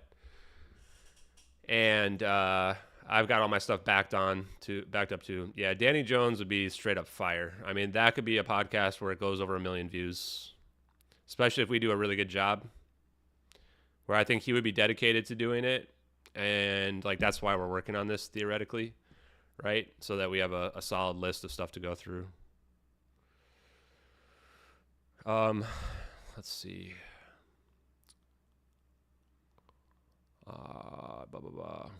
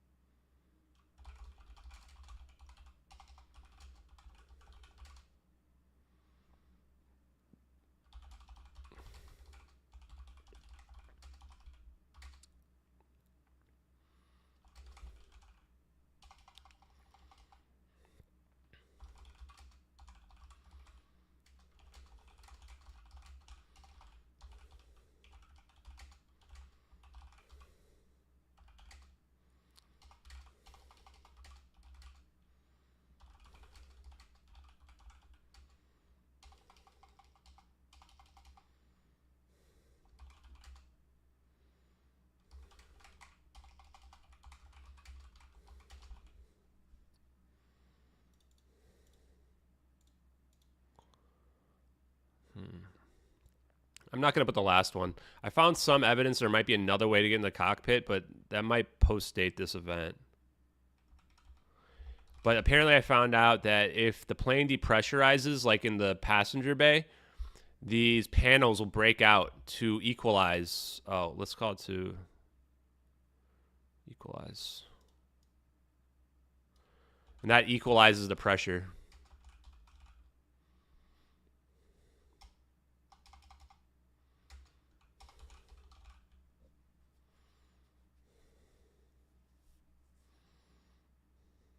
So, like, theoretically, there would be some panels that bust out. Now you can break into the cockpit. Yeah, if Kurt Jermangle wanted to, interview me, absolutely. I feel like he's so smart, man. He mentioned me? Oh. Was it in the one about... Huh. Yeah, I mean, if he wanted to, some of these people I feel like literally outclassed by, though, frankly. Even Dave Rossi, I'm a little worried that this dude's just going to straight up outclass me, hard. Russell Brand. I have nothing against Russell Brand, actually. Of course, if anyone that big wanted to interview me, I don't care about their politics or whatever. Fine. And honestly, my true opinion is that I think Russell Brand probably got. I actually call it getting Russell Branded now, where they go find somebody in your past and they claim that you sexually assaulted them or something. That's part of the problem if you're if you sleep around a lot, though, because they're going to be able to find somebody who will come out and make some bullshit up about you. And that's why it's if it's 20 years later, I'm not putting a lot of stock in it, But the truth is we need to take sexual assault very seriously. It's a lot of women get sexually assaulted and they're too afraid to report it. And yeah, it's not cool. So, I think, Russell Brand hopefully learned a lesson from that, And I don't think it'll impact him permanently, but I actually kind of wonder, should I even say this? This could be defamatory. Let's say this. I'm very curious to find out what James Fox is afraid of. Very curious to find out what he's afraid of that would ruin his career. I can't think of a lot of things that you could be afraid of that would ruin your career. Let's say that.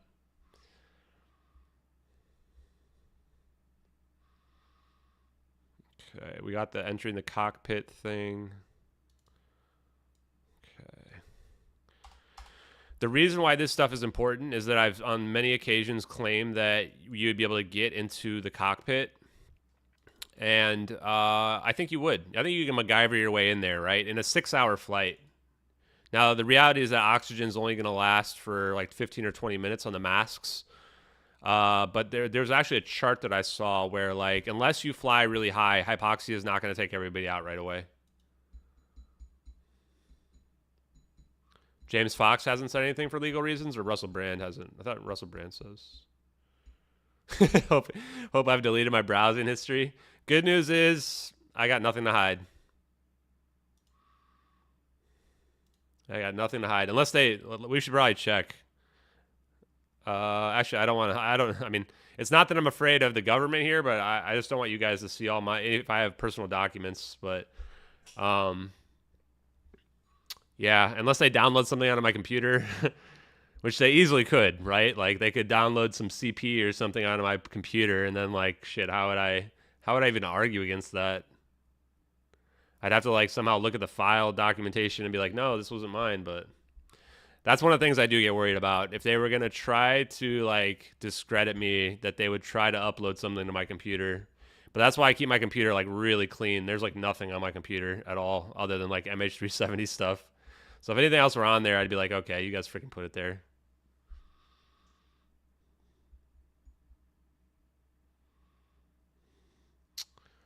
Yeah, James Fox made some claims about,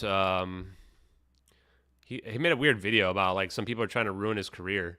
And it's like, what stuff could there be out there that you're afraid of that they're going to ruin your career? Like, let's be honest, guys. It's usually the same thing every time. Is he getting Russell branded? I don't know. I'll be curious to see. Especially, like, that's why you don't really, like, he's trying to get ahead of it too, right? That's when you do those, like, kind of videos like that, you're trying to get ahead of the case. So, not sure.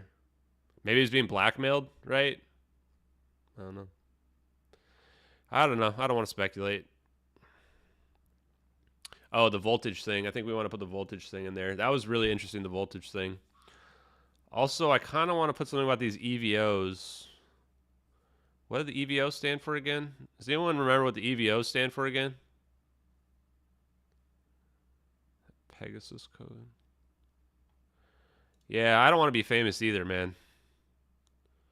This guy I was talking to was like, you're in a good spot right now where, like, you're, like, internet famous, like, in only, like, very small communities. So, like, you don't walk around and people don't recognize you.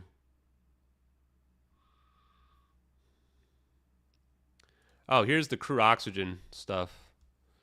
So this is the one where I was reading this, and it's like,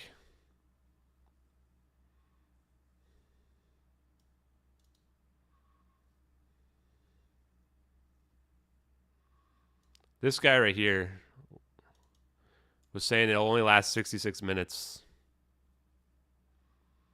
And if you have 2 crew at 100%, you only get 42 minutes.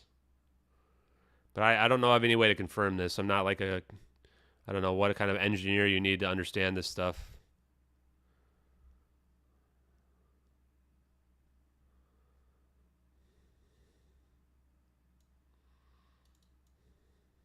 So we would have a 50, they would have at least one of these, maybe 2.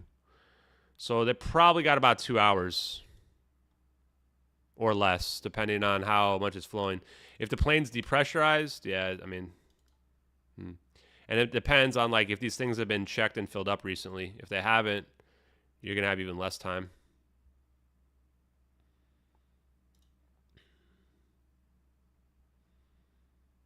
Oh, I'm going through a different one here.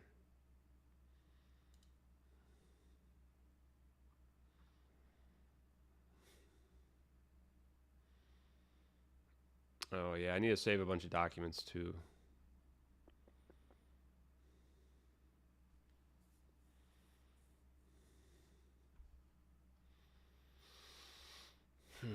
Okay, where's the part about the orb pattern?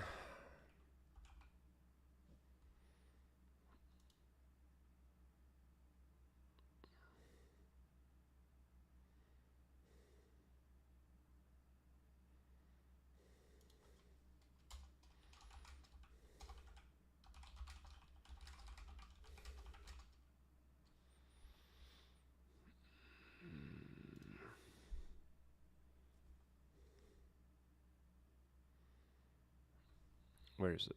Here it is.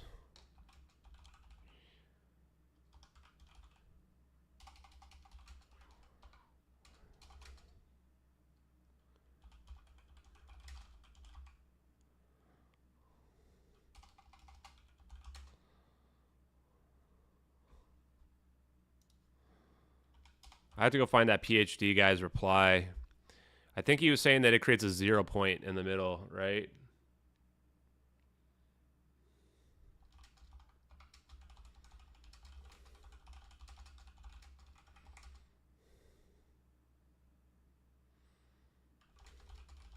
Is that I hope I'm explaining this correctly. We may have to update that later, but I think this is correct. This at least seems to be what ChatGPT is saying. Oh. We need sino. I'm going to say this wrong. Sinusoidal. I'm freaking butchering it. Means like.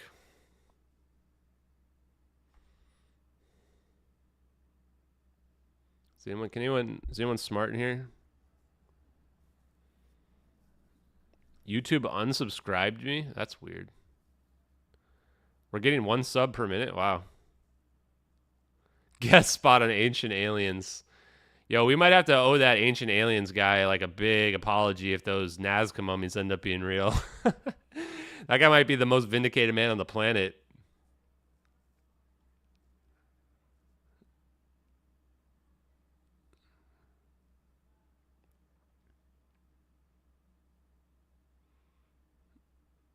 Sorry, who pissed off NASA? I think I was losing track of the conversation. Oh, Pegasus is the spyware on your phones? Yeah. Yeah, I mean, I just assume they read everything and see everything I do.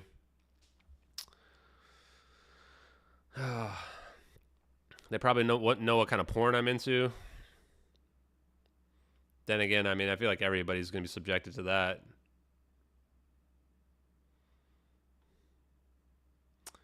I don't know, Megan. I have been standoffish about it recently. Ultimately, it doesn't really matter. The satellite's there looking down no matter what. Sinusoidal. Sinusoidal. Sinusoidal? Sinusoidal? Sinew.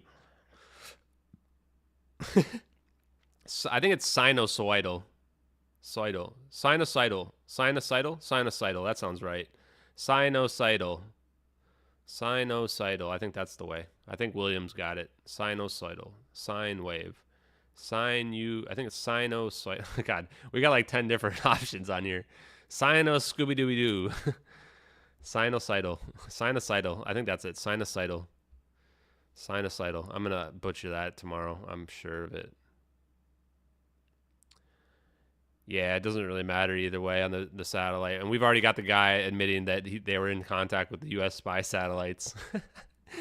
That Minister of Defense, man. I can watch that Minister of Defense video every single day. I just love it. I love it. Okay, we did the voltage. We're almost done here. Nuclei conversion. Okay, I've got to go read my buddy Roy D. Herbert's messages real quick. Man, trying to understand physics literally hurts my brain. Hurts my brain.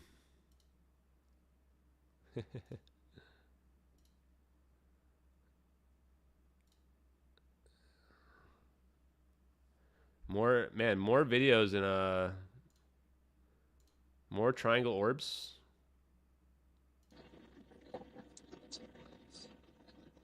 I don't think those are real. No, that's definitely fake. That's definitely fake.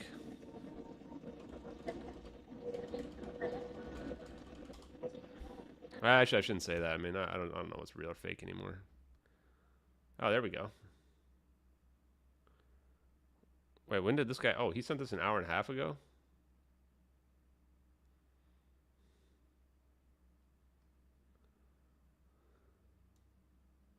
Tipler cylinders are predicted to produce sinusoidal distortions in space-time, emitting gravitational waves in a repeating wave pattern. Oh, we're using this. Holy shit, that's cool. We're adding that. Wow. Yo, Canadian by birth, thank you for DMing that to me like an hour and a half ago. Wow, that's very relevant. That is very relevant.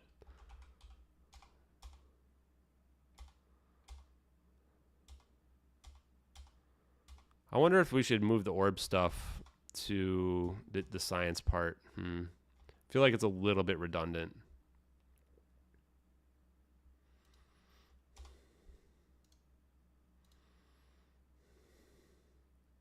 This is very interesting because if you are creating a repeating wave pattern, That's where I think you get those weird donuts, and where you can also begin to like generate an amplification of energy. But that's in my head. I'm not sure if that's real or not. Interesting.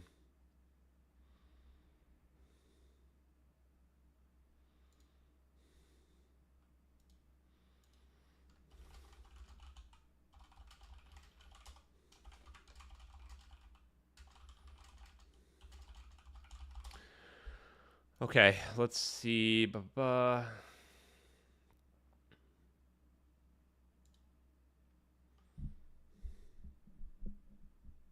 Yeah, trying to understand the physics is definitely the part where we need the most help on. Honestly, I'm hoping Dave Rossi can help me with that. I want to be able to refine this so that it is legit and only makes sense at that point.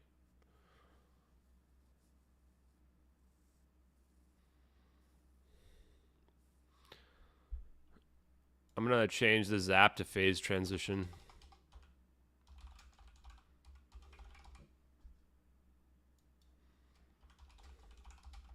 I'm told that's the better way to phrase it so that we can't be questioned. Oh yeah, that's another good part. We're going to add this in the teleportation part.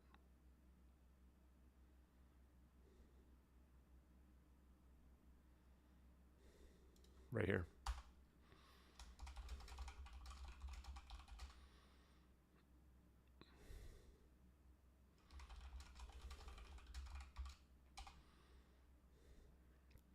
So it's not a black hole. So we're actually just going to change this to transitional phase state change because nothing's getting sucked in. So what's happening here is that the plane is just changing states, and that's why what we see here doesn't zap anything out or suck anything in. That's why the clouds barely move at all. Is that the plane is simply changing states to quantum and pew, teleportation time. So now we're going to beef that part up, and then we will go through the evidence.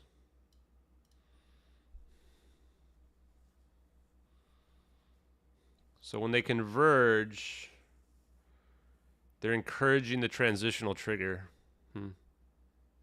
That's an interesting way to put it.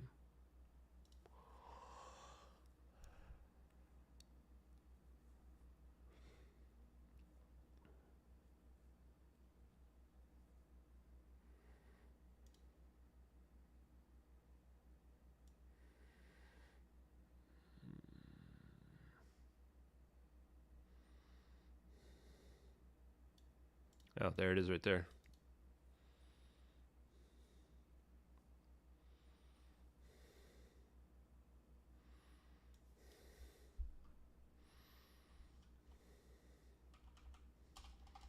We're just going to change this one.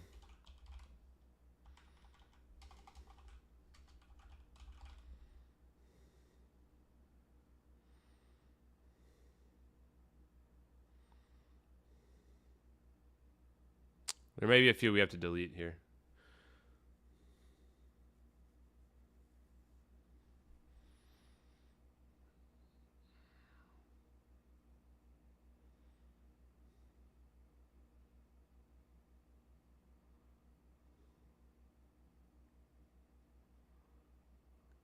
Huh. This is an interesting thought. So the orbs are already essentially acting like electrons, potentially using superconductivity to act as quantum. That's why they're floating, right? So they become part of the relationship with the plane as the plane's acting like a nucleus. And then they're causing all the electrons of the plane to cohere with those orbs. And now the electrons extend out. All the unshielded electrons extend out at the point of transition, which reinforces the transitional phase change. Interesting. I like that. Let's see. How are we going to put that? We'll put it right here.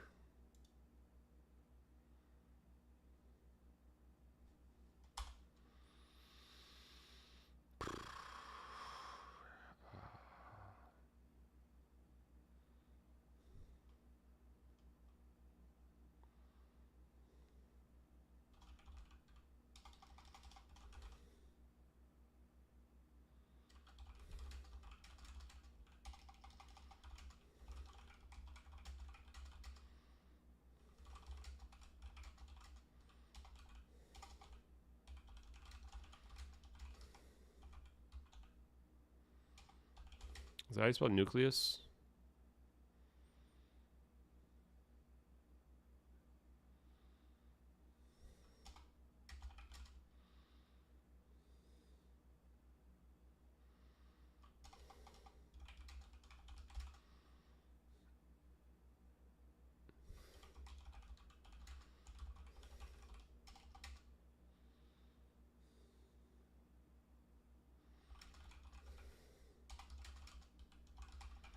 That's a pretty interesting way to phrase it.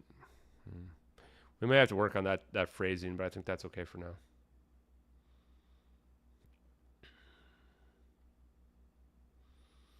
Properties denote the behavior. That's a good way to put it too.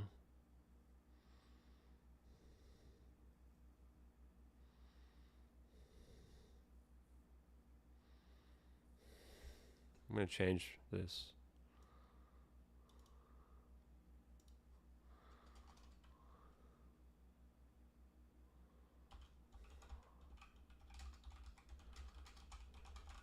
So if you have the properties of quanta, you get the behaviors of quanta.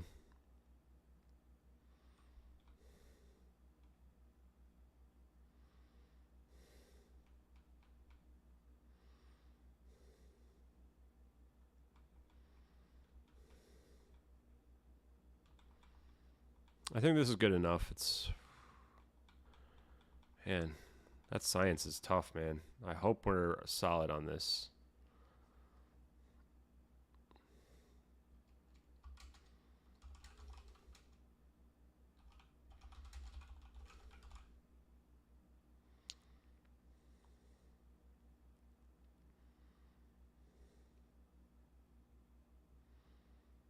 Okay. It's pretty solid. Oh, we have to post this too. Boy, we got a lot to do here. Okay, let's do a review. Evidence review time, folks. Let me do some questions first. I think the quartz crystal is pretty interesting.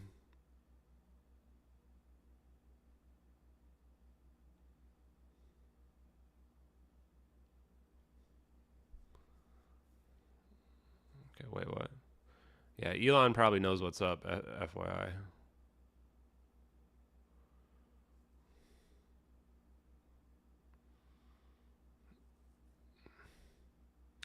Yeah, I'm not sure about the whole element 115 thing. Maybe like real UFOs use element 115. I really don't think ours are using element 115. I don't think it's required for anything we're seeing. I haven't heard that at all. The satellite FPS. Let me Google this real quick.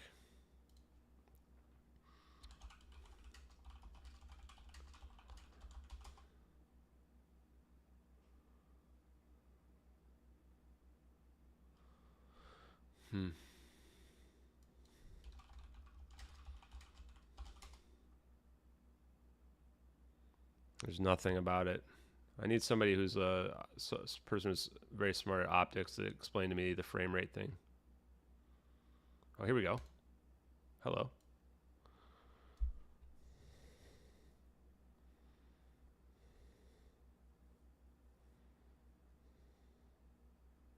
Well, this isn't really going to help us. Yeah, I don't think the distance should change the frames per second. Doesn't make sense. It's definitely field of view. I think the field of view is what's causing it for sure. I think whoever told me that, like, I just get a lot of people sending me disinformation. The field of view would be what would change your frames per second, I feel like. Maybe I'm wrong.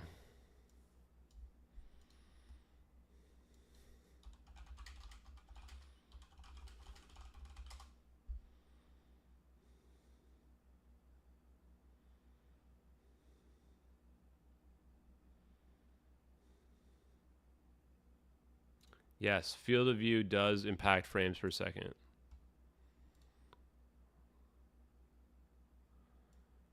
Yep, see? Because a wider field of view requires more computer processing. So yes, it is actually indicative of a higher frames per second, and that might be indicative of, wow, that it's actually a computer program. I'm 100% sure that what we're looking at is a computer program generating that satellite video. 100%. That explains why there's not the atmospheric interference. It's IR sending the data to a computer program. Let's add that in here. We're going to add it to the facts because I think we're solid on that. Where's the satellite stuff?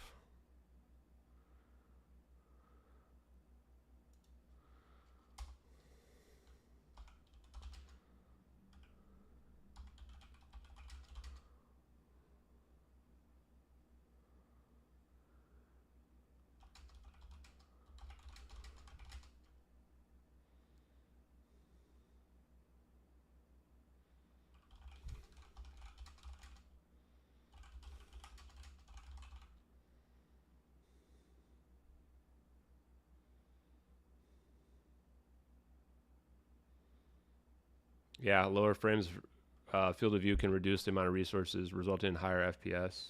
That's definitely what's going on. This is a computer program. Very interesting. Okay. Good. We got that covered. So whoever was trying to sell me that disinfo.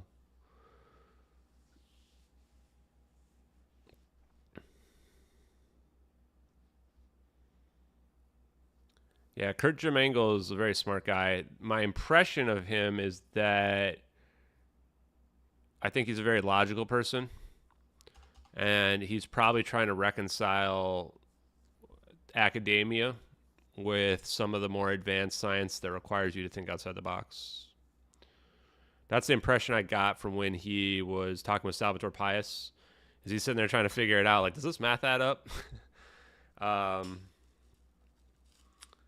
And yeah, and that's why the difference of when I looked at Dave Rossi, right, and I watched Dave Rossi, I'm like, Dave Rossi's got it figured out.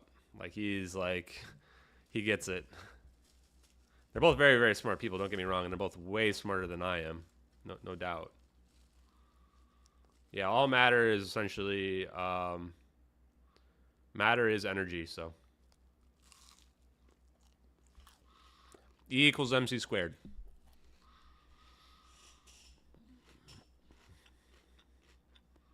Oh, Kurt Jermangle's a mathematician? Oh, okay. I mean, he's extremely smart. When Kurt Jermangle on the Salvatore Pais podcast explained quantum gravity, holy shit. I mean, that's one smart dude. Very smart guy. I mean, I that's the other part about this. Like, I've met so many super geniuses just in the last few weeks. It's blown my mind. I think I'm pretty smart, but some of these people are just head and toes above me. Head and shoulders, I guess I should say.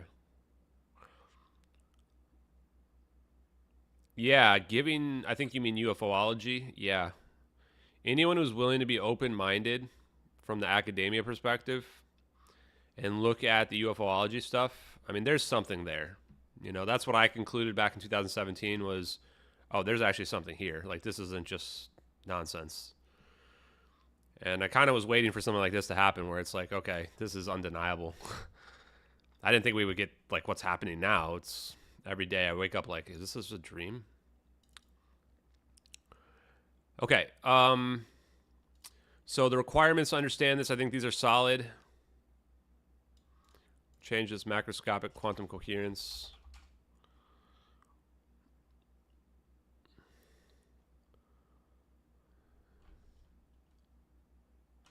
We don't even need wormholes anymore.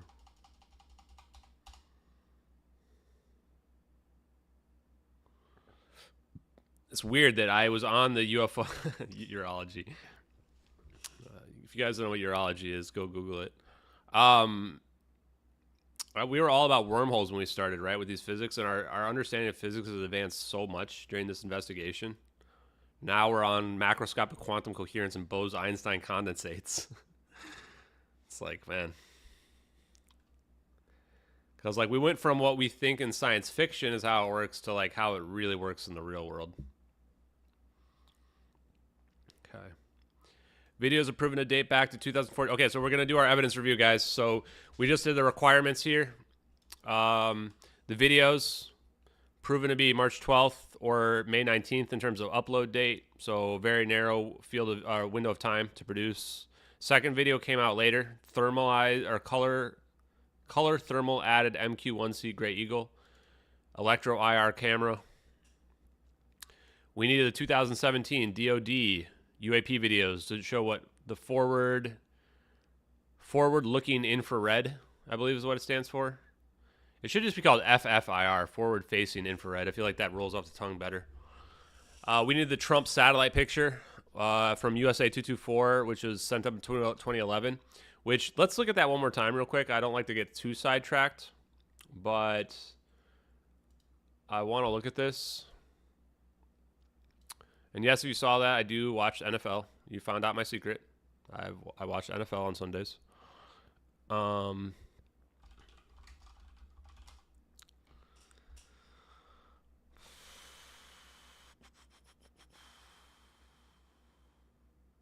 Trump's shadow. What is that? Okay, you got me. I gotta check this out. Trump's shadow. Is that supposed to be a shadow of Trump right there? Too funny, man. Oh, man. Do we really have to go to NPR's website? Let's go to this one. Hold on.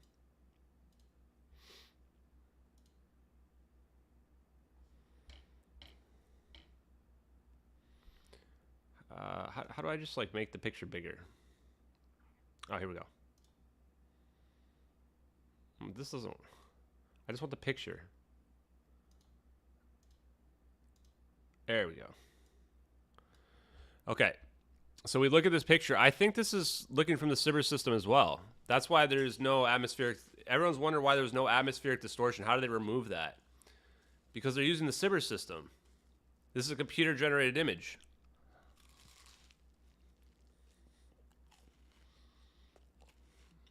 That's, I think, the answer.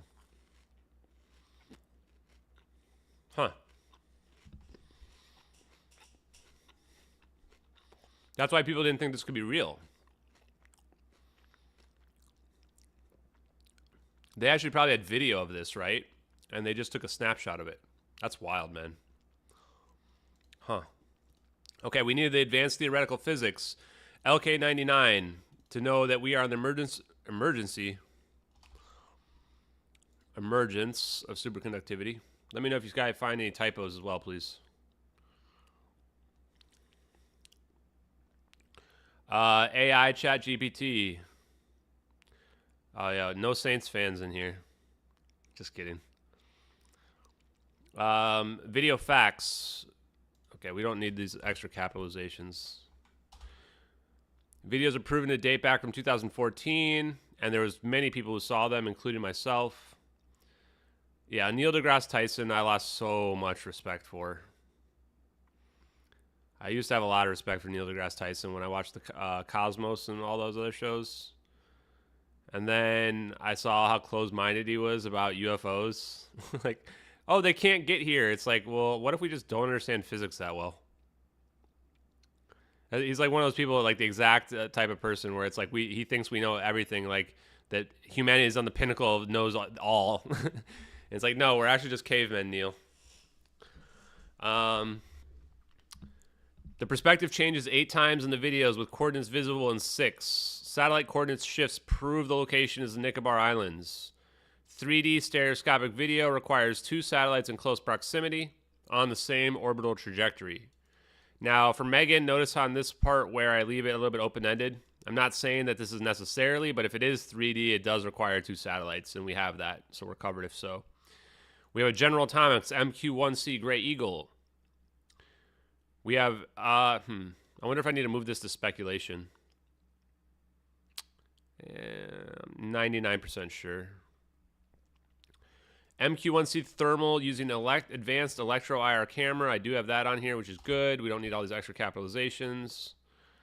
Purpose of Sibbers and SIGINT, tracking boats, planes, electronic signals monitoring, intelligence, and battlefield awareness. There are alternate sources that are in higher quality. So I can't control click on these. This is the one where you can see the coordinates a lot better. You see that you can see the NROL 22 a lot clearer in this one. What the hell? Was this intro always there? You can see the coordinates a little bit better, but they're more cut off in this one.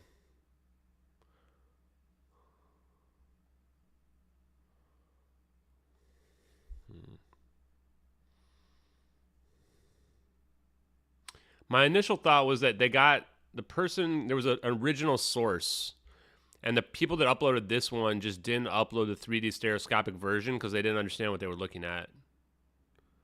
But it's hard to say. It's really hard to say. I'll tell you this, if I get famous, then it will not corrode me at all. I'm not the kind of person that gets shell-shocked by famous people. I get shell-shocked by intelligent people. And I don't even think fame's a good thing. So,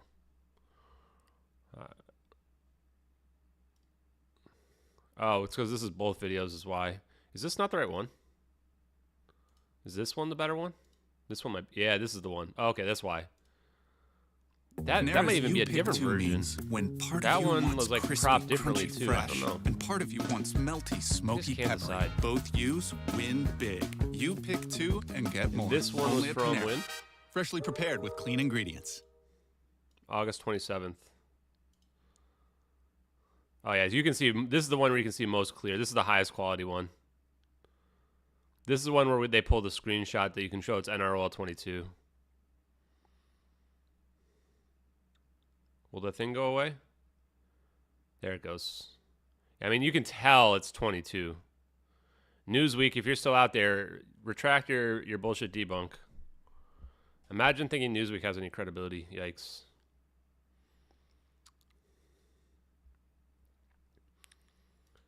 And I don't want to get political, but there's another Newsweek article that really bugs me.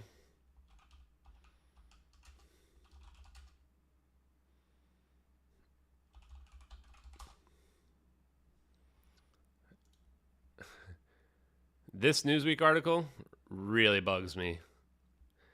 The secret history of the shadow campaign that saved the 2020 election. This is just such a sketchy ass headline. It's like, oh, we had to make a shadow campaign to save the election. Like, if you're somebody who thinks that the election was stolen and you read this, what the hell are you going to think?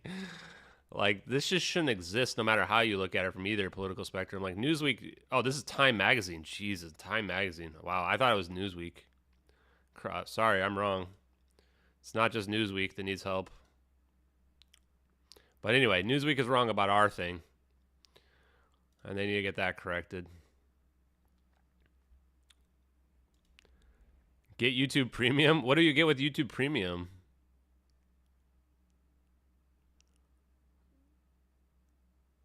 Like, what does YouTube Premium even give me?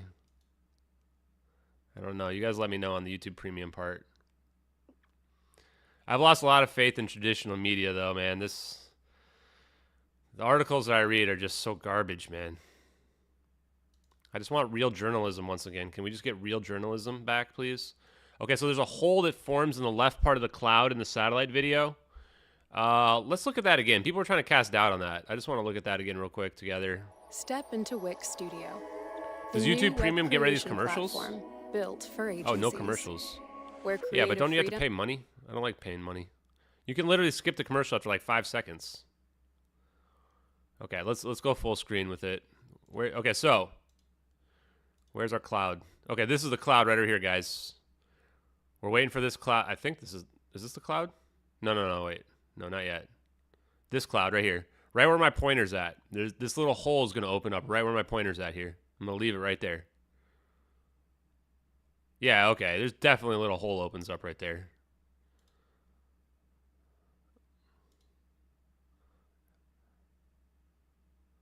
Oh, yeah, 100%. Something like happens right there. I mean, it doesn't happen on any of the rest of these clouds, but right there, a little hole opens up.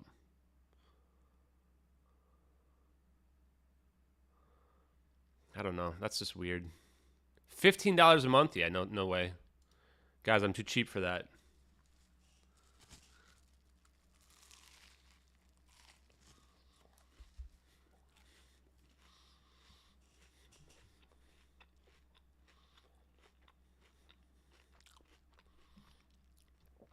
And I don't need it to download. There's programs you can just download YouTube videos.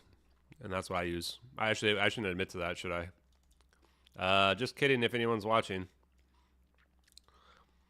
I don't want to give them any reason to arrest me for anything. Okay, the videos show the coordinates, but not when the mouse moves. When the mouse moves, the coordinates don't update. This is a screenshot from it where you can see it's NRL 22. What did I just do? You can tell it's not 3 because there's literally just a 3 right here. Mouse moves off the screen on the top right and the bottom left, indicating a large field of view. This is viewing custom video software, Cyber system for panning around large areas. And what I should say here is...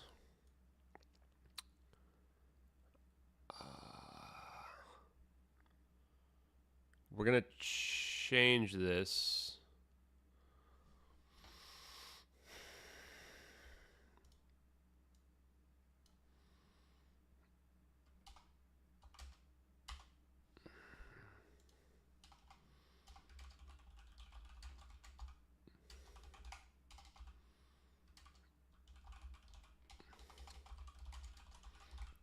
The coordinates only show 2 axes, so it's not tracking the plane. It would take 3 axes to be tracking the plane because the plane's flying in the sky. So this is how we know it's like Google Earth. The 6 frames per second is indicative of a high field of view, which requires more processing to render. The plane is making a left-hand turn and descending, consistent with the max capabilities of 777-200.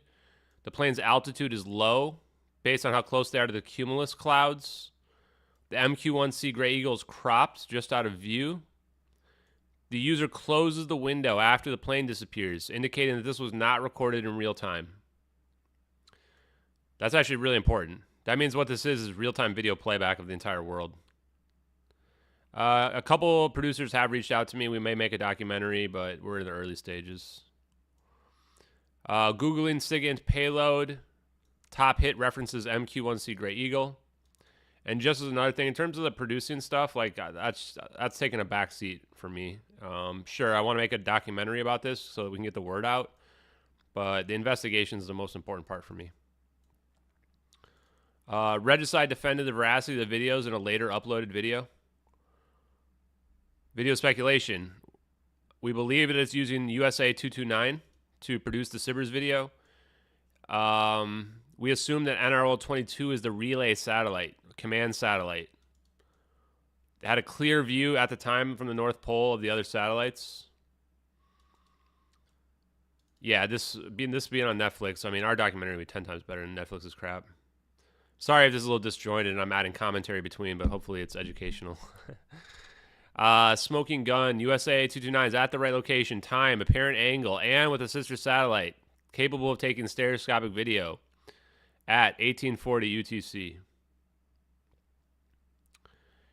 Cameras on this equipment are made for filming the events. The original source may have come from a private forum or left on the dark web.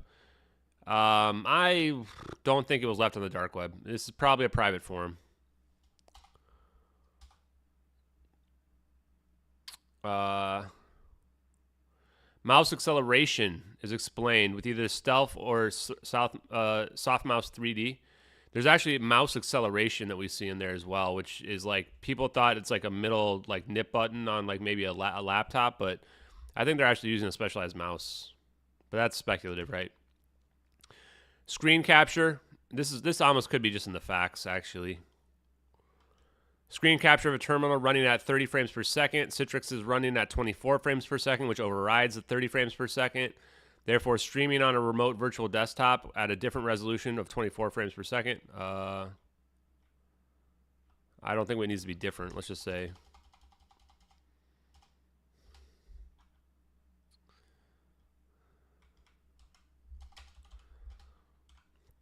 Remotely navigating around a very large area. This video playing at 6 frames per second. So this is really our proof that what we're looking at is a Citrix session here. And that's very strong evidence that what we're looking at is all real, or at least there's a base video is real. Leaker was likely caught, went to prison. They weren't using a camera, right? They were likely a U.S. military operator who saw the event in real time and had emotional reaction. Okay, that's our video evidence. Flight path. Okay, now I like to have this note here because we started by trusting all the official data, and we systematically only ruled it out if we thought it was not factual or itself riddled with inconsistencies. So really what I'm talking about here is the whisper data. We lost trust in the whisper data and the Immerstat pings after 1840 UTC. They made no sense whatsoever. Hey, Justin, how's it going, buddy? I looked at the whisper data, went through all 300 pages of it. And after you get off the coast of Malaysia, the whisper data makes no sense. I don't know how anyone could think it makes any sense. In the, who was the one? I think it was the one I was just doing yesterday. Was it, God, Alien Addict? And they post the clip of the guy going, oh, we know where the plane is. And there's a picture of the whisper data there. I'm just looking at him going, dude, this is the most bullshit ever. Like, they're never going to find that plane there. If you're following the whisper data, you're never going to find the plane.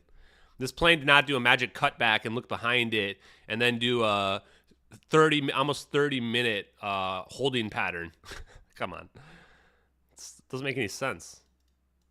I was never comfortable with the whisper data early on. And even if you listen to my first interviews and podcasts, I was like, I would even say, like, everything makes sense until you get to this, like, whisper data part where it just doesn't. But if you do believe in the whisper data, then you 100% believe these videos are real. Because the whisper data, if you put a minus sign in front of the coordinates, this plane goes right through the whisper data, like, flight path to an insanely accurate degree. And that's the reason why I was like, wait, it has to be there. But no, just coincidental. It goes through both points, interestingly enough, the plane does, if you believe in the whisper data. Thank you, Figment of Mind. Yeah, this documentary would be absolutely incredible. It would just be incredible. I would even watch it. Congress does not respond to the letter. I feel like we could make not only a documentary, but we could actually make like a movie, like the Facebook, like the Social Network movie about just the case, the evolving case, right? And then like Mick West would be the villain, right? And like he's the one who just put some debunk and like brainwashes a bunch of people. And then we come back with all the evidence and just like dunk on him. Okay, satellite pings switched to IOR like 30 minutes before takeoff, and they never switch back. Even though the plane flies east towards POR. Like, it just never switches to POR. The reason why this is important is that you lose Doppler tracking. Was Doppler the right word? No. You lose triangulation. So if you have two satellites that are pinging and you only know the distance, you can figure out exactly where the plane is. If one satellite's pinging, now you have the arc problem that we had. So this actually is strong evidence that this was espionage. And that's why I was pretty heavy on the espionage angle. I'll pull up the video here so you guys can watch while I'm explaining the flight path. I'm probably going to have to hurry up with this too because I'm starting to get tired. I have to go to sleep soon. Got stuff I got to do tomorrow. Oh wait, this isn't even the right one. And we still got to upload all this stuff here. So, plane flies over here. 1721, plane goes dark. All civilian radar cut off. Last contact was actually at 1830 UTC, according to the transport minister, or whoever that guy was during the press conferences. That's what they said early on. The radar data does a bunch of impossible stuff, which pretty much rules it out from being credible. Radar data wasn't released for 5 weeks, but they given to the Americans after 5 days, again, according to the press conferences. The armed forces knew much earlier that the aircraft could not have tracked back. This is why the search was expanded to the Straits of Malacca within a few days. Which is like, if they knew right away the plane turned back like this, why were we searching out here in the South Indian Ocean for like 9 days or something like that? Or I mean, in the South China Sea.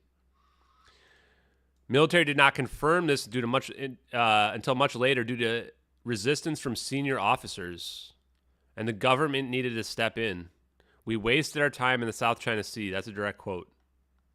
Defense minister claims they knew it was a civilian airliner and not hostile without identification. Which, I mean, how the hell would you know that it's a civilian airliner and not hostile if you don't have identification on the radar? It doesn't make any sense. Plane changes directions, heads to Penang Langkawi International Airport, closest airport that can accommodate a 777 in an emergency. Defense Minister claims they knew it was a civilian airliner, but did not know it was MH370. I'm going to move that one.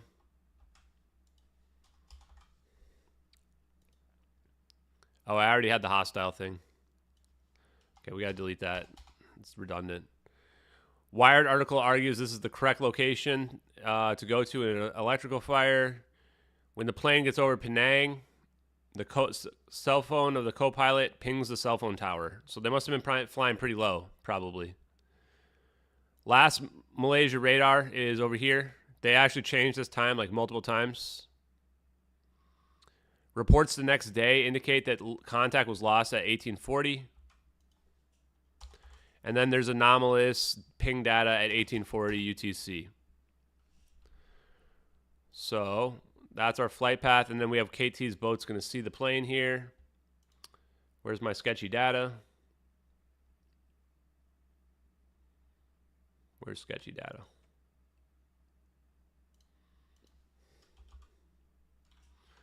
Okay, sketchy data 1. Guys, 1839 UTC. What the hell is all this? What's all this? All of a sudden, and this isn't even all of it. It keeps going with zeros like this. And then this comes up. All these zeros. And then all of a sudden, this is 5 hours of data right here. 10 rows, 5 hours of data. No one in the world can tell me that something didn't happen at 1840 UTC here, or 1839 UTC. What the hell? I mean, look at this. 1839 UTC, 1941 is the next one. This data is super weird. This is the official Inmarsat pings you guys are looking at right here. Official Inmarsat data. How many people even looked at this? When I look at this, I wonder, like, did like 5 people on the planet look at this? How am I the one who's showing that this weird, sketchy ping data happened here? Nobody brought this up. Hey, Jimmy. You're doing fine.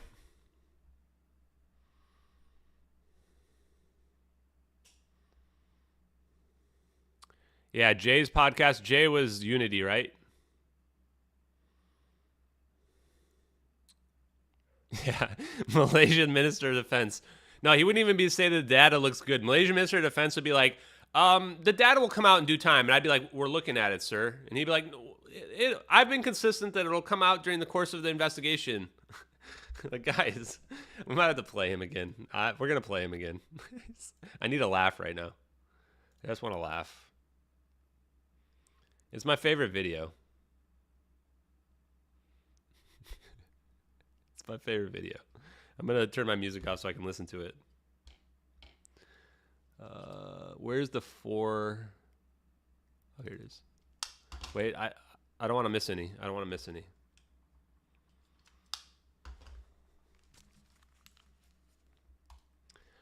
This guy should be on Saturday Night Live. This is a better skit than most Saturday Night Live skits. Minister, when did you become aware that MH370 was missing? Sometime that morning. It's like, you know what she's asking you, man. What time did you become aware? Sometime in the morning. Sometime in the morning. What time? Does it matter? Doesn't matter. What time? Doesn't matter. I mean, what are we sitting down here doing? This is the interview, right? In a storytelling sense, yes. Yeah. In a storytelling sense, yeah. Yeah. But again, the timeline will show.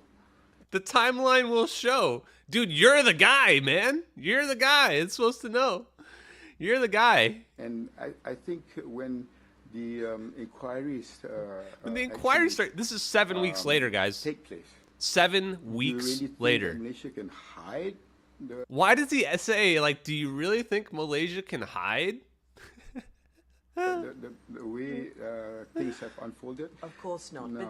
But No, we couldn't hide this. No. So why don't we... This is not a controversial question. This is not a controversial question. I love this woman. I IM'd her on Twitter Because if she's not married, I'll probably just propose, frankly. This is not a controversial question. It's not. When you found out. It's not. It's not. Well, so why aren't you answering it, man? What time did you know? And basically, And the reason is because if he says something like, you know, after 1840 UTC, like, we're going to know he's full of crap. Like, he's been talking about the plane, you know, knowing it's not hostile. So, like, clearly he was informed early on, right? we're trying to coordinate 26 countries for a search. Why does he start talking about, we're trying to coordinate 26 countries? Working into a deep... I don't know how she doesn't get enraged. The last thing on my mind... If I'm interviewing this guy, I'm starting to get, like, if you have a hostile witness Well, I'll like put it this... to you like this. In a storytelling sense for a documentary. Yeah. Take us back to that day, March the 8th. How would Take us back to that day. He's like, looks confused. Oh, yeah. Oh, you wanted to talk about the day the plane went missing. Oh. you informed that the plane had disappeared? There were phone calls. There were phone calls. This is like, and Iraq and the wars and the maps. Like the woman from the maps is what it reminds me of. Iraq and the such as and the maps. I've got to look it up real quick. Iraq and such as U.S. maps. This is exactly what it reminds me of. Recent polls have shown a fifth of Americans can't.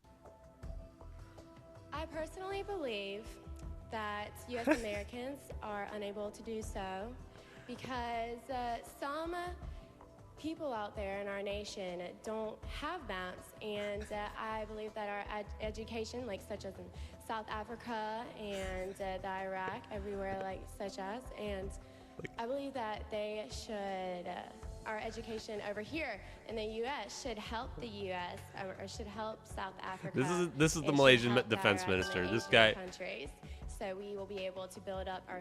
This is what I think of. DCA, and I'm in a way quite fortunate that I'm also the Minister of Defense. I think no one out there. Why is he smiling so much, man? I'm always fortunate. I'm Minister of Defense. Divine. This is divine. I had calls from the Air Force. This is divine. So many. Such a weird answer, man. I'm just telling you guys, put me in the room with this guy for like 15 minutes. We'll get a full confession. We'll get a full confession to everything. This guy will fall apart. This is just... You have to understand, you know what time it happened? You have to also understand where. He goes, you have to understand what time it happened. Yeah, we were asking this dude. We were asking you, sir. What time did it happen? It happened. It was at the time in which they moved into Vietnamese airspace. There was a period of time. Let's skip ahead. I understand. And surveillance. Right, but you on that morning. That came out actually and said that this is something that is baffling. Baffling, yes. You as Minister for Defence then, and this should not be controversial, and this is really a key point here, and it was in my list of questions. MH370 flew through multiple military radar zones. Right. Did the Malaysian military detect MH370 in real time? We detected an airline, but... we detected an airline. I think we've gone on record to say that it was not identified. He doesn't even know. This is 7 weeks later, and he's trying to keep his story straight. I think we've gone on record to say that it's not identified. Like in a minute from now, he's going to say that they knew it was a civilian airliner and that it wasn't hostile, completely contradicting what he's saying right now. At that time, as MH370. But unidentified. An aircraft, unidentified, was detected that morning. So you detect an unidentified aircraft. There's only one missing plane out there, guys. One missing plane. You detect an unidentified aircraft. What could it be? What could it be, guys? That came out. I've said that at the beginning, and I think that's confirmed by the Prime Minister too. What did the military do when it was detected? Well, I mean, it is an airline that came from our airspace. It's a commercial airline, and the military is actually... He just said it's a commercial airline. Literally 30 seconds ago, he said that this was unidentified. Now he just said it's a commercial airliner. That they didn't consider it as a hostile. And he just said they didn't consider it as hostile. What? You just said it was unidentified. How could it be not hostile?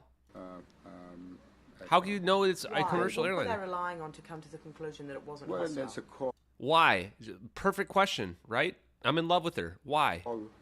By the officer that was Oh, well, the officer just decided. Okay, how did he decide? in charge. No answer. And like I said earlier, there was an inquiry under the Royal It's the Military. worst liar ever. That will come out too. It'll come out. It'll come out. Well, I mean, this this says it all right here, right? This says it all right here. Like, this guy is melting down. I need a screenshot. I need a screenshot. I need screenshots.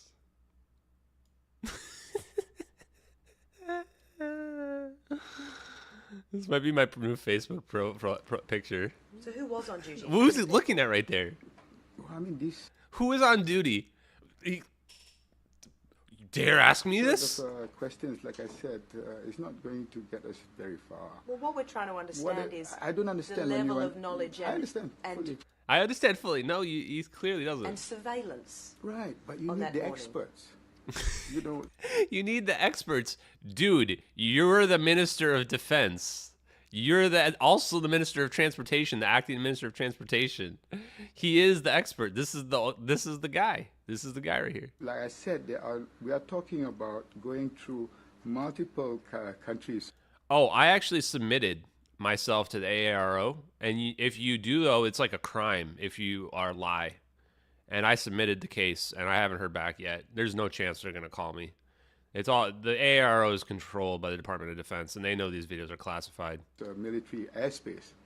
And they can't even come after me either from a legal perspective because I can literally go to court and prove the videos are real.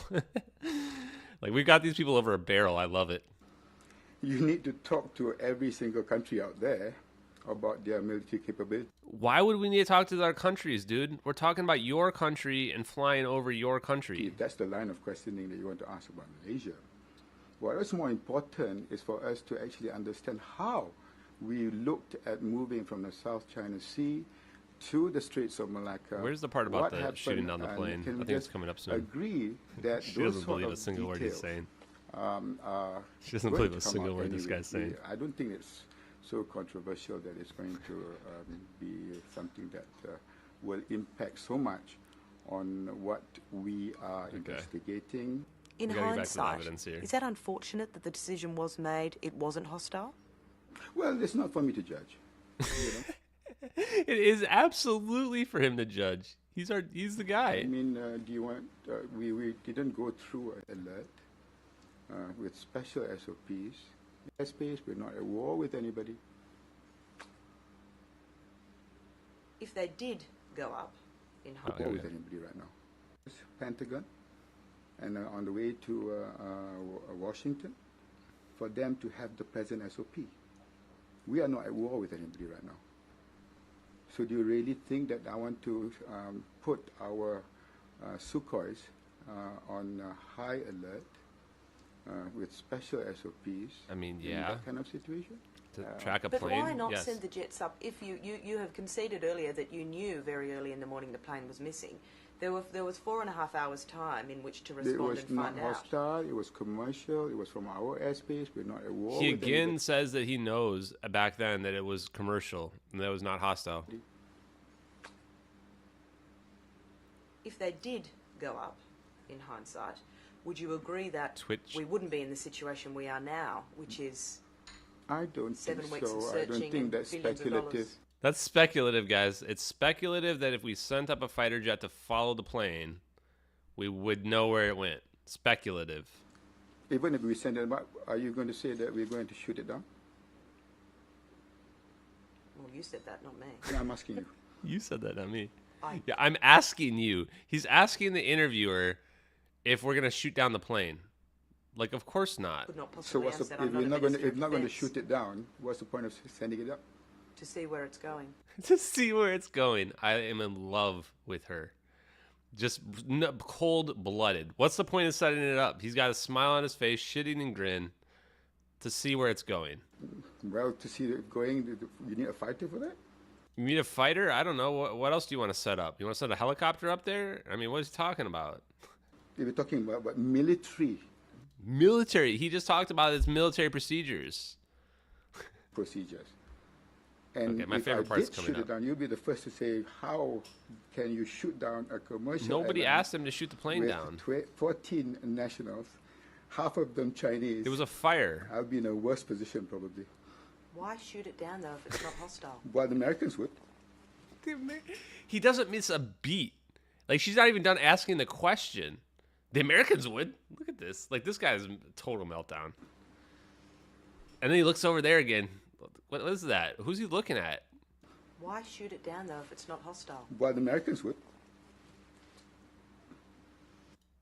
What is going on here? This is just the weirdest interview I've ever seen, man. Okay, I think we're done with that, but my God. Okay. Sorry to get distracted. Plane did not crash into the South Indian Ocean. No debris field found. Not possible for a 777. Most expensive and extensive search in history did not find one single piece of the plane above or below water. They spent 42 planes and 39 boats looking for this plane. They find nothing. No black boxes found. SOSA system doesn't hear anything. Same system that heard the Titan sub pop, Navy lied about it for 5 days. Western Australia and Diego Garcia hydrophones hear nothing. Indonesia and Australia's radar systems see nothing. 19 families of the phones signed a statement saying they could call the phones for up to 4 days. Impossible if the phones are at the bottom of the ocean. One proves it on live TV. Some social media sites have them being online. Active shipping route in the South Indian Ocean. No witnesses, despite the fact that it crashed supposedly in the morning. Official flight path has it running out of gas. There's nowhere else for it to go. The official search looked everywhere, along the final arc, on the flight path, South Indian Ocean, Malacca Straits, and Andaman Sea. They don't find anything. Initial narrative says it did a 90-degree swan dive, later changed to 14 degrees. Not possible for it to not leave a debris field. None of the ELT beacons activate on crash. I mean, these are redundant beacons. You can't deactivate these. How do they not go off? Some people, what about the debris? Okay, well, we found no debris above or below water after the official search. This is the part about the planes. The debris that they did find is consistent with the fire and teleportation events that we've presented. Some debris even had burn marks on it. They've just ignored that. The burn mark debris actually had a honeycomb that's consistent with Boeing only. I should add that.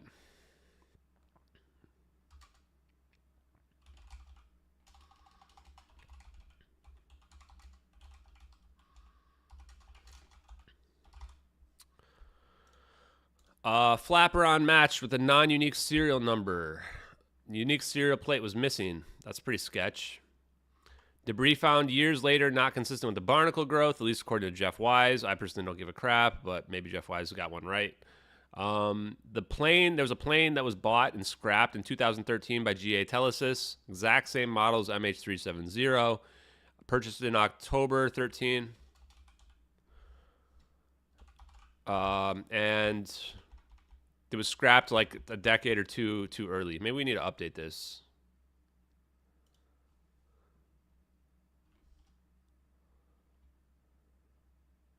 That's fine. Okay. Why is this MH370 only missing 777? Silhouette matches perfectly from the thermal. Color tone matches out of Malaysian Airlines. Satellite coordinates put it at the flight path around 1840 UTC in the Nicobar Islands is our smoking gun. Same as, that's where our satellite also sees it. Note, this is the same location as they turn into the South Indian Ocean. Purpose of SIGINT and SIBRs is to track planes like this. U.S. government had to be tracking a rogue 777 in a post 9/11 world. Did we get the part about the Minister of Defense admitting that they talked to the U.S. satellites? Did we add that part?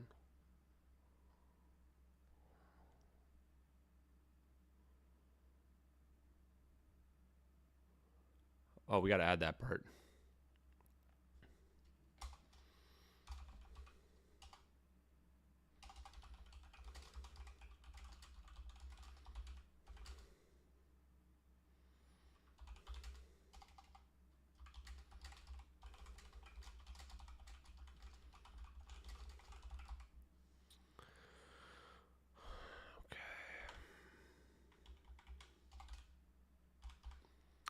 And we've proven that the U.S. military had satellites in the area. U.S. military also confirmed that Sibbers provided data to the intelligence community to help solve the mystery of MH370. I mean, guys, A plus B plus C. I mean, this is just, how can this be? This is just proof. Absolute proof right here. Okay, debunking the suicide myth. Everybody stands up for him, including his wife, officials, co-workers, 18,000 flight hours, no indication of suicidal intent in the flight path. Germanwings pilot crashed the plane within 10 minutes after locking out the co-pilot. Crew oxygen has two 115 millimeter tanks. Are they 115 millimeters or centimeters?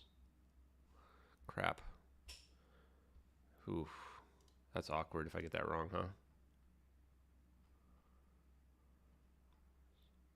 Give me 1 sec. I'm looking.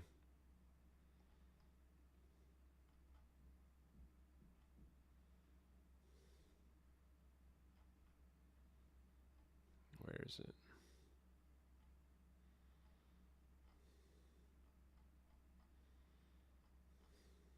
Shit. I don't know where I put that link. It's awkward.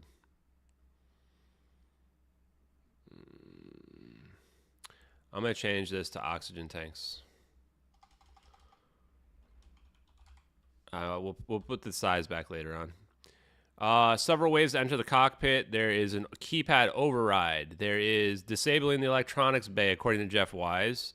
And the panels will break out when plane depressurization happens to equalize the pressure. Captain Bellany, this is a quote that suggested whoever's in command of the aircraft would have intentionally disconnected all 4 electronical generators and APUs. Not possible.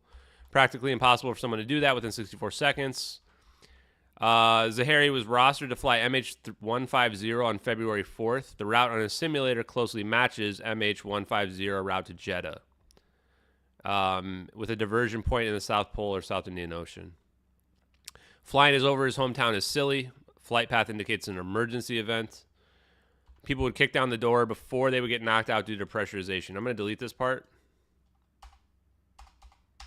because we changed it to be something more accurate. I actually lied, apparently. I was wrong. We did have that in there, so we've removed that now.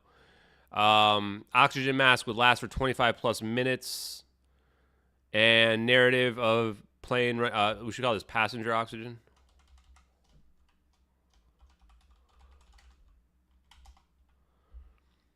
Narrative of plane running out of fuel is contrary to a suicide.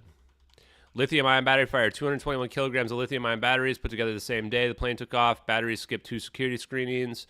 Cargo compartment was designated to withstand a flame source of 1,500 degrees or 1,700 degrees Fahrenheit over 900 degrees Celsius for at least 5 minutes. So this would be indicative that the source which told me the plane could last for over an hour while battling the fire.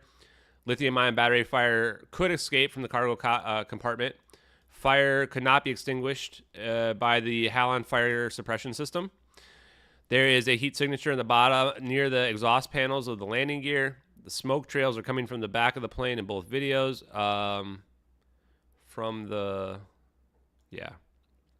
AC units may be flushing smoke from the plane. I think we should move this up one.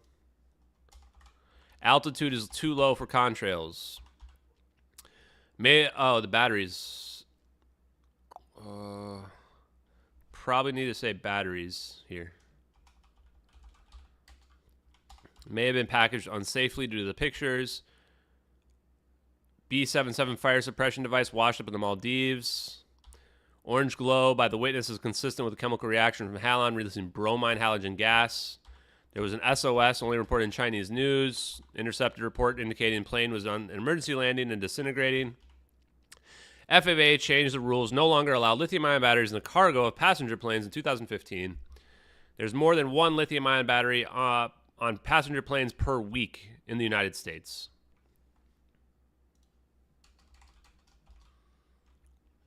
Fire event is corroborated by at least 15 witnesses. There are 8 witnesses on a boat, 9 on the coast. There's Mike McKay, and then there's Kate T. So that's what? We can actually just do the math, right? 9, 17, 19 witnesses. No, at least. Corroborated by 19 witnesses. Covering up the fire event is explained by technology that is deployed. So that's also important, right? Why would you not even cover this up? Why even cover this up? The only reason is the technology is deployed is to cover this up. So Kate T, I linked both of her blogs that were relevant here. I wonder if these still work, right? Do these tiny URL links stop working? That'd be really awkward.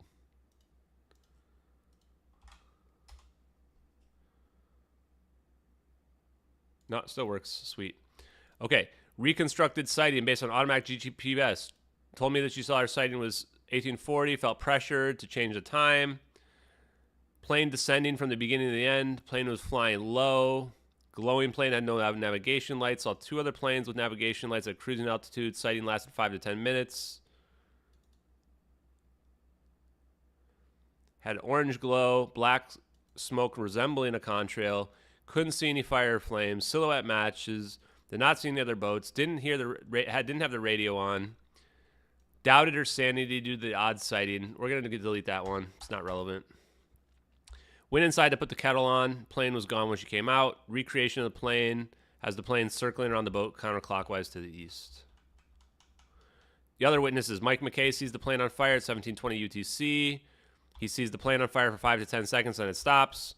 Sees it low on the horizon due to the max distance of the plane at cruising altitude. ChatGPT says at an altitude of 35,000 feet, human eye can see approximately 310 miles on clear conditions.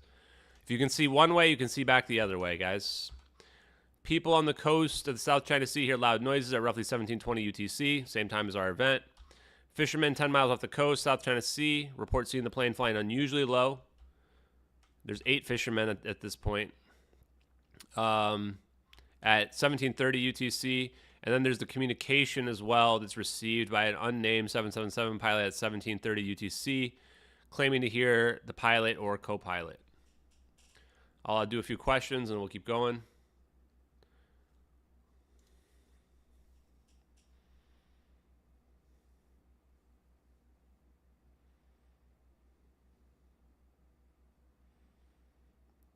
I'm actually like, they've kind of chilled a little bit on Twitter, thank God. Not really, they still hate me. But the thing is, all the people that hate me on Twitter are all over Reddit as well. And I think a lot of them are Reddit moderators. Shock. Big shock, huh? So they're very delusional.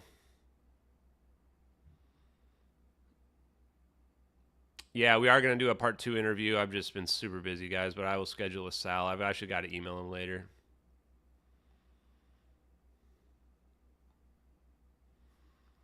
What did I say about the orange glow?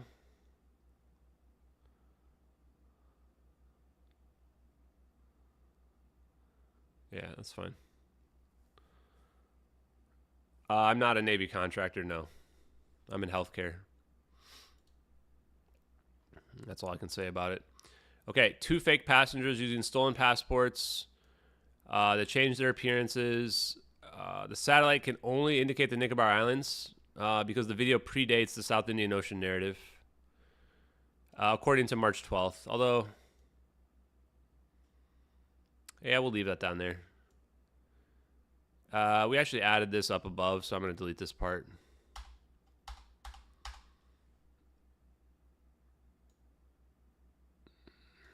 We'll probably leave this.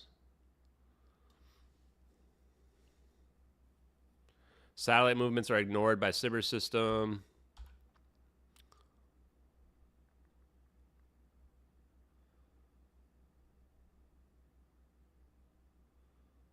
Yeah, these need to be changed.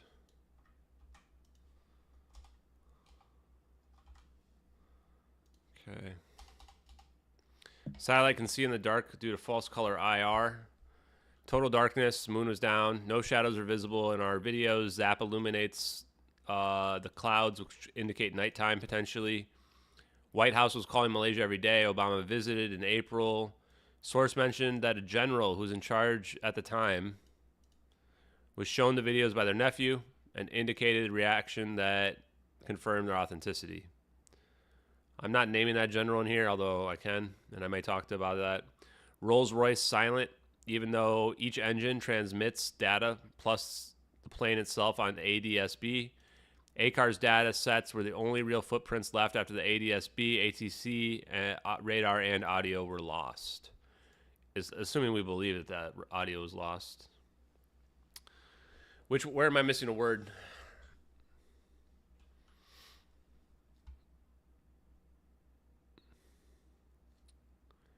Red Panda, don't worry. Don't talk to UFOs, man. Just don't. All you're gonna do is add fuel to the fire. The reason why UFOs banned me for 30 days is because they absolutely hate me with the passion of 1,000 suns. And that's the reason why I'm gonna keep exposing them. I told them I would too. Like, I literally told the UFO mods, one of them, that if they keep trying to come down hard on me, every single podcast I do, I'm gonna expose how they are, that they potentially are hiding these videos, which they are. Motive: 20 Freescale semiconductor scientists and engineers, 20 people flying on the same plane from the same company, breaks policies. Plane was doomed, couldn't land in Penang. Landing in the ocean would have broken the plane apart. 2005 NSA report on commercial superconductivity development references Freescale 9 times. Freescale Semiconductors launched a major initiative dedicated to serving RF power that needs serving the RF power needs of the U.S. aerospace and defense sector. Pretty good. Possibly preventing the IP from going to China, possibly preventing the loss of the IP related to the technology deployed, and possibly testing the technology on a doomed plane. Orb analysis. What about orange glow? Oh, I didn't say glow. Is that what I messed up on? No, it's right there. Plane has an orange glow. It's fine. We don't need it to say orange glow on this one. It already says it right down here. Orb analysis. 3 orbs approach the plane at estimated Mach 3 speeds using superconductivity. Let's say... We don't need to say reduce their mass. Let's just say in order to obtain quantum properties and ignore gravity. Generating their own geodesics, possibly by accelerated vibration through a pulse current. The dark lines are in front of the orbs. No visible propulsion mechanisms. No known visible propulsion mechanisms. Cold lines may be changing the pressure of the atmosphere. Heat signatures in the orbs are spinning on the axis. Orb triangle pattern is consistent with the 3-phase sinusoidal.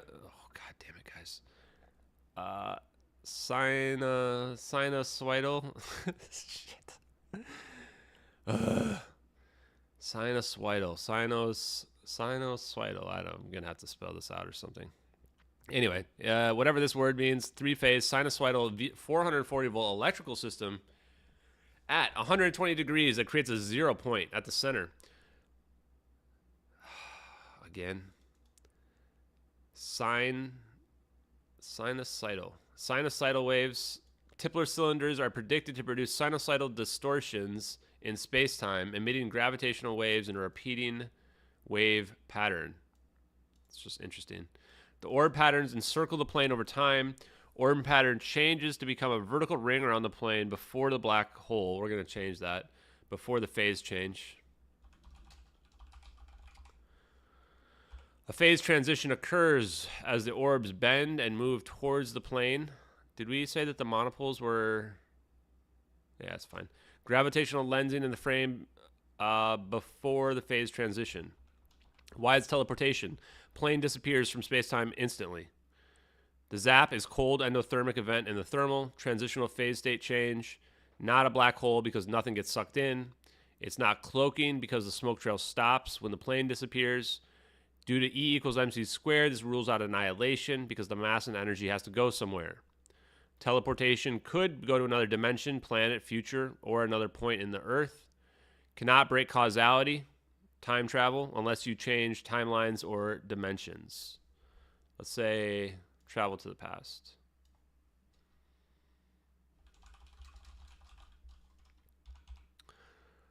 Open area may be required, i.e. object in the air. Teleportation may be used to hide the plane. Teleportation may be able to put the fire out. You say cold or absorb energy. Teleportation may be used to save the plane. I think that goes without saying, right? That's in the motive, so let's get rid of that. Families of the phone are ringing. Impossible if it's underwater in another dimension.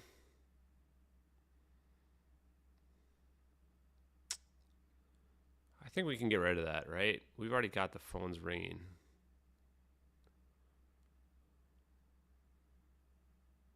And I already talked about causality here. So these last two I think we can get rid of. I think we're just going to get rid of this one.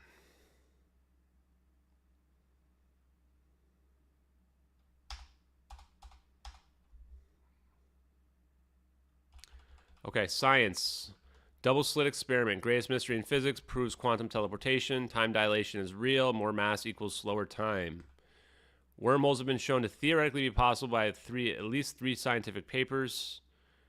Oh, I thought I deleted all this. Didn't I delete all this?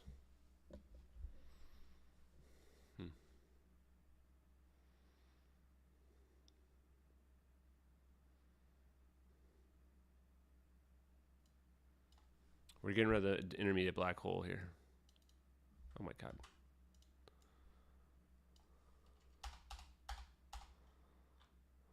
We already talked about the orbs exhibiting superconductivity as well. Some of this is getting a little redundant.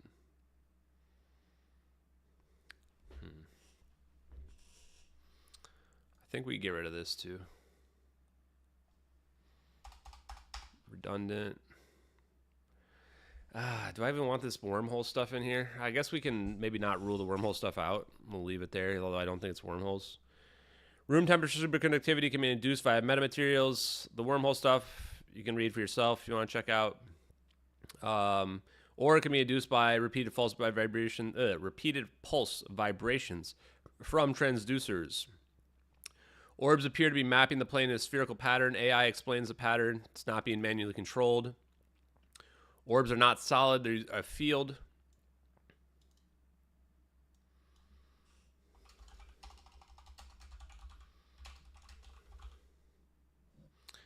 Combined orb toroidal movement can cohere electrons. Orbs become part of a relationship with the plane, acting as electrons around the nucleus, which extends unshielded electrons at the point of transition. That sounds really cool. When electrons are driven from equilibrium, they self-organize into a matter wave. Solid-state objects may be able to achieve macroscopic quantum coherence. Orbs converge in their monopoles, making their own azimuth as they collapse in the plane. Orbs converging are triggering a transitional phase state change. Low temperatures allow the electrons to couple and move as one. Fractotoroidal orb moments create a unification of forces that induce the phase singularity. Properties denote the behavior. Quantum properties may include mass reduction. Maybe that's not the way to phrase it. That's fine, we'll leave it like that. Time is a fluid symmetry. Faster relative flow equals no inertia equals 0g. Plane and the orbs blur in the final frame, indicating an acceleration and possible mass reduction. Less mass equals faster time, which means the ability to achieve extremely high speeds. Okay, why is it Edward C. Lynn?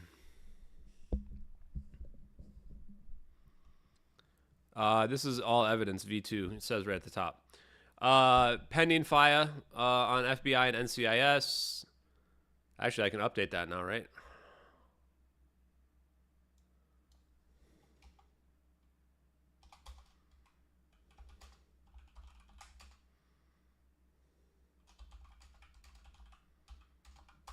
What was the rationale they gave me?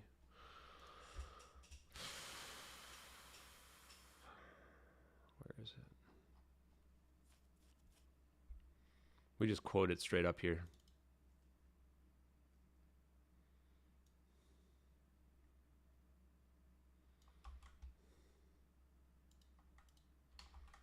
Jesus, this is just like wild, man. I'm just gonna literally quote this. To be kept in secret in the interest of national defense or foreign policy. Jesus, man. Leaker is most likely a U.S. military personnel, likely an operator, had an emotional reaction, removed the HUD data, cropped the drone out, Likely had to convince regicide and non the videos were real. May have thought he was looking at UFOs, later to be revealed to be U.S. technology. This is actually... This is still accurate, but he may have also flown the P-8 Poseidon.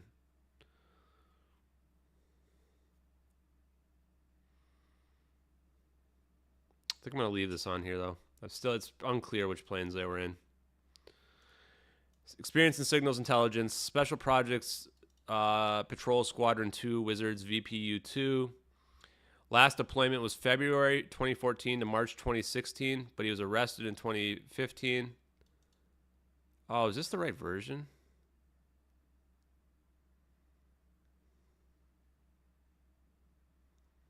Man, this isn't the right version, I don't think.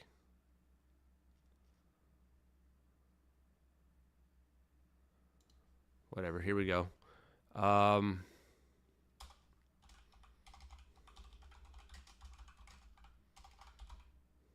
Reassigned March 25th, 2014.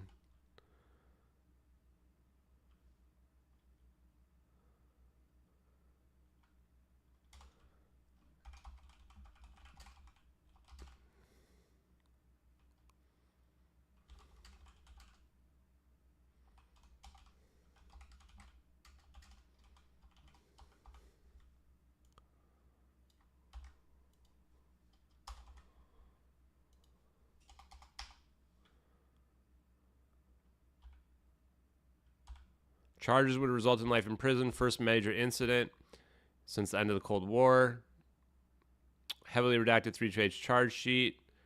Privy to the Navy's Black Project portfolio. Knowledge could be extremely useful to adversaries. Not really a spy case. No evidence he ever released information from China. Defense argued the classified information is available on the internet. In 2014, he left 2 flight manifests that included search and rescue code names. I'm going to move this one up.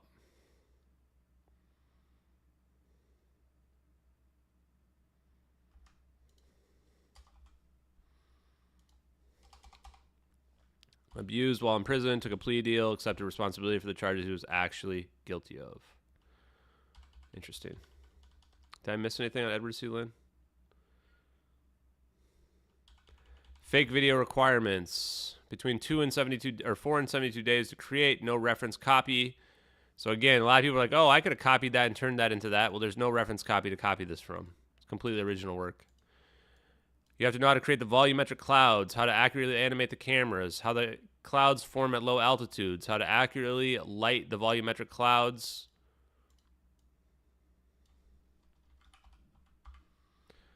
Recreate exactly what MH370 looks like. Have to know what the turn radius of the 777 is at the certain altitude while in descent. It's perfect.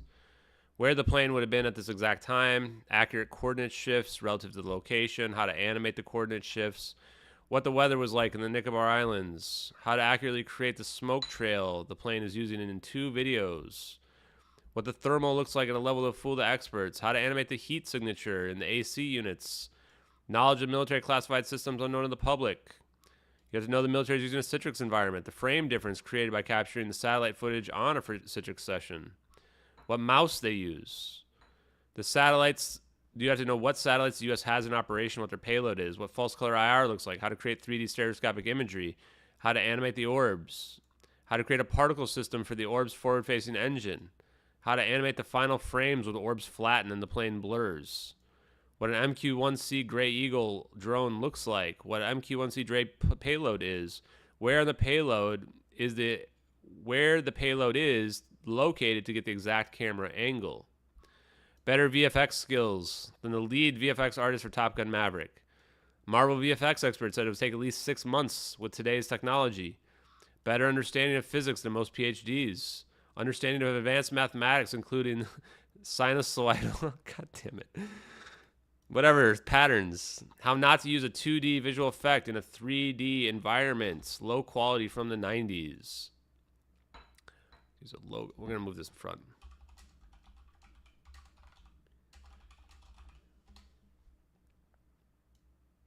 I don't like putting stuff back like that. And then you'd also have to know that we'd never find a plane even 9 years later. Disinformation. Videos were censored August 19th from the UFOs subreddit. Fake compassion. Trying to find the truth hurts the families of the victims. Manufactured consensus. Using sock puppets to post fake content and have it uploaded. Narrative control. Censoring those who tell the truth, which would break down the brainwashing. Forum sliding. Logging into each account, both real and fake, and then replying to pre-positioned postings with simple comments. This brings unrelated postings to the top of the forum lists, and critical postings slide down. I don't think we need this logging in thing. Let's just call it use fake accounts.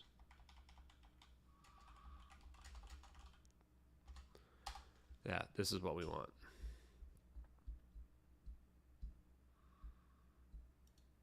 Like simple comments like this debunks everything. Social contagion. Fake content spreads through word of mouth and peer pressure. Individuals adopt beliefs as their own without even knowing the source. You guys would not know how often people tell me, wasn't that debunked from a video game? And I say, oh, you follow McWest? And they're like, ooh, what? I don't know where that comes from. Well, you should at least know where your opinions are coming from. Addressing the fake VFX debunk. Icy Slide account was a one-day-old sock puppet. Had to get manual approval from the moderators of the UFOs. Icy Slide is a play on words. Icy Slide stands for Intelligence Community Forum Slide. Shockwave VFX does not match on even a single frame. It was edited, comes from an unreliable source, and is the wrong color for our thermal event. How many pixels match? No response. 2D asset would not be used in a 3D rendered environment. Videos are perfect with no discrepancies, and no reason then to use a low-quality 90s video game graphic. Videos would still be real even if the VFX matched, which it doesn't. Prosaic comparisons of the Zap to an ink drop supernova energy field video game from the 90s and a donut, which are all similar in shape. None of these show that the videos come from those things. Most likely an attempt to debunk the Zap because they needed to deny the technology in order to admit that the videos are authentic. We're not going to let them do that. Addressing other debunks. There's no discrepancies despite hundreds, if not thousands, of community individuals and debunkers searching frame by frame. Full story is needed to explain these videos, beginning with Regicide and on somehow being in on it. Otherwise, why would he be lying about the date being received? 4 days after the disappearance. You need the 72-day time frame to even begin to think these videos could be faked. 4 days is simply unrealistic. Clouds do move. They just move very slowly. You can see the movement if you take a 15-second clip. Smoke flows naturally. The jitters that people have argued are attributed. They should say attributed. The stabilization software is what's causing the jittering. I don't know that the debunkers they either know that and they're being dishonest, or they don't realize that you can't use something that you edited to claim that the video doesn't look right. MQ1C experiences turbulence when it goes through the wake. Prosaic debunks are countered by the evidence that the Citrix session is real logging into the videos. Was evidence of Citrix session indicating the base videos are real? Yeah, okay, that's good. Why is this reverse engineered versus non-human intelligence? No reason to do such an extensive cover-up for an anomalous event. If this is UFOs, I don't think we would have this level of cover-up. Assets filming are U.S. military. They're filming before the orbs appear, and the orbs are moving Mach 3, so the plane can't outrun them. Pattern is explained by AI, a computer program. Fire event indicates a rescue motive. Cannot attribute human motivations to a non-human intelligence. Science can explain everything that we see. That might be the most important one. If we couldn't understand the science, then we would not think that this could be us. But since we can understand the science, it is. Diego Garcia, there's another thing we have to add in here. What is it? Diego Garcia Ultra, what do they call it? Some kind of, I don't even know. It's like an optical relay system. There it is. Ground-based electro-optical deep space surveillance. That's pretty weird. Definitely get that up in this bitch. Pardon my French. I can't copy paste this. Whatever.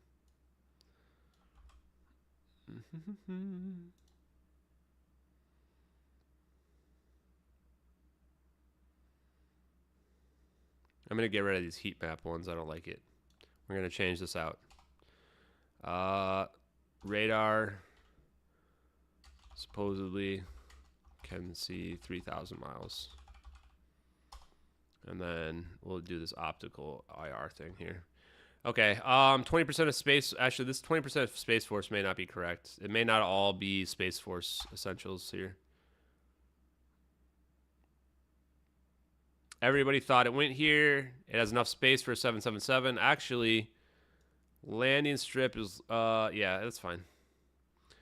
There's a Maldives sighting around 6:15 where they caught the plane. Pilot had Diego Garcia in his simulator. It's not open to commercial craft. No departure 72 hours. The flight logs were destroyed and damaged. Let's look that up and confirm that.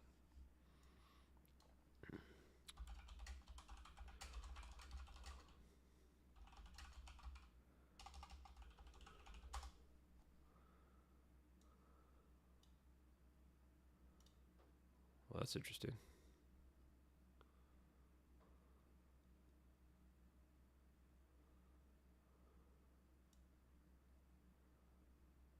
I mean, there you go, guys. July. Wow. The flight logs were destroyed in July. Holy shit, that's crazy, yo. That's wild. Convenient, huh? Flight logs just got destroyed in July. Just a few months after. Pretty weird. Underground facilities, maybe a black site. Philip Wood EXIF data picture. Tens of millions in black construction. Lockheed Martin's had a contract for upgrading power and water. Photos of Diego Garcia Facebook that look like the crew. Sources claim multitudes more important than Area 51. Radar supposedly can see 3,000 miles. Let's say it looks similar. Let's say it look vaguely similar.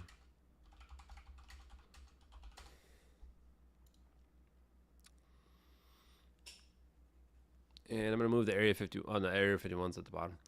What about the passengers? Families of the victims never believed the official story. Families of the victims have all gone silent. If alive, passengers could have been returned in exchange for their silence. Some could be living on Diego Garcia.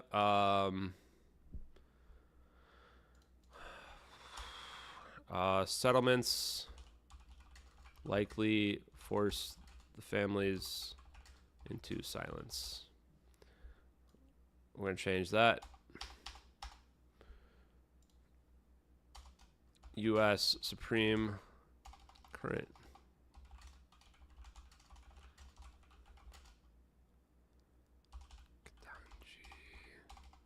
Is it Brown Jackson or Jackson Brown?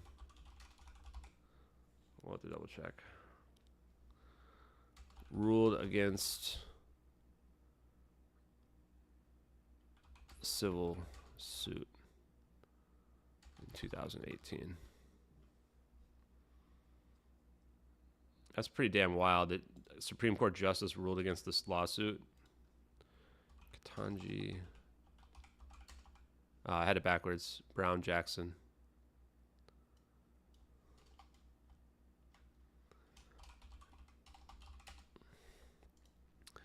If alive, passengers would have returned in exchange for their silence. Some could be living on Diego Garcia. American passengers may have gotten a witness protection. Nephew of the pilot was told his uncle was collateral damage.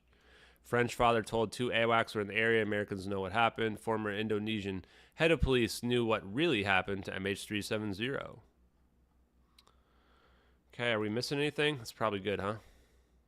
12 pages. I'm not sure I'm going to be able to post this tonight. I'm tired. I got to go to sleep. I may have to post it tomorrow. So I may just make a Twitter post and say good night, everybody, and like I'll post we've finished the all evidence version 2, and people can watch if they want to watch it.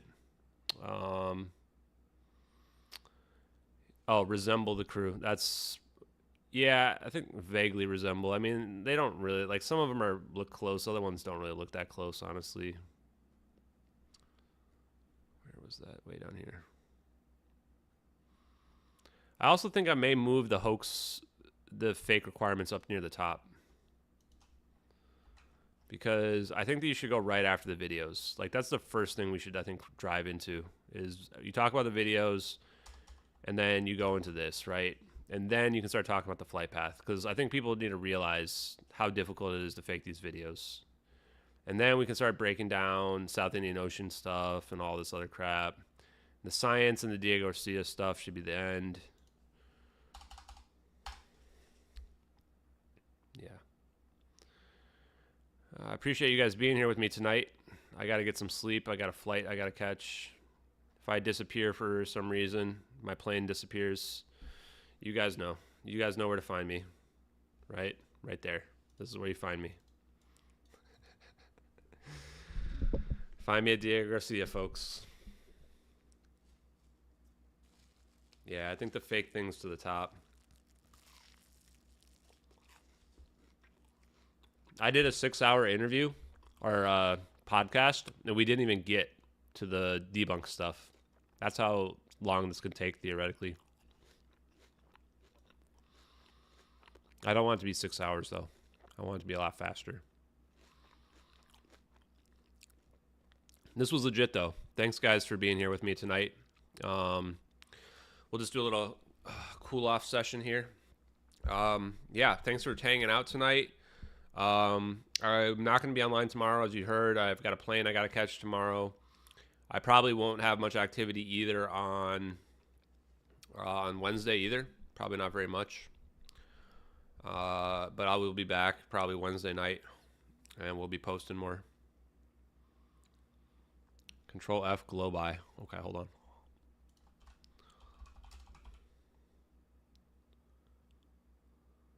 No, this is fine. I mean, it does sound weird. Well, we'll say...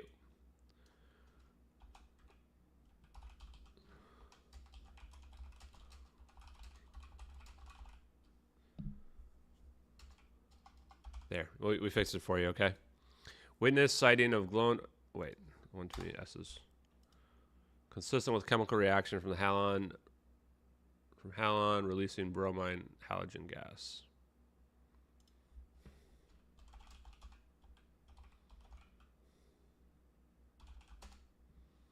Yeah. Okay, thank you for that correction. Do I watch football? Yeah, but I wasn't watching tonight. Was it good? I got to see if I won fantasy football. Hold on. Let's find out, guys. I was playing against somebody in my family this week, so... Uh-oh, it's not looking good. Damn it, I barely lost. It was close, though. Freaking Josh Dotson gave me a 0, man. What is that? Embarrassing, dude. If I got one more touchdown, I would have won. Oh, well. Yeah, I don't watch nearly as much football now because I've been doing so much of this stuff. So I don't want to say who my team is, but you might be able to deduce it based on who I hate. Let's see here. I'm just looking through some chat messages. Is there anything else we didn't get? But yeah, thanks for going through the evidence list with me, guys. So if you think there's any other stuff maybe that we can add on here, maybe stuff that you've been seeing from my posts and stuff like that, let me know. But man, I think it's looking pretty solid. I think it's looking pretty solid. I would like to post this, and the only reason why I'm not doing it tonight is, do you know how many posts it takes to post all this? Like, it takes like 10 posts. I kind of want to try, though. Should we just try? Should we just try to post it right tonight and see? Hold on. Maybe we'll just try to post it, y'all. I do want to get the information out there because I want you guys to be able to share this information. The problem is it's going to take... Oh, God. I don't even know how much you can fit. Let's just...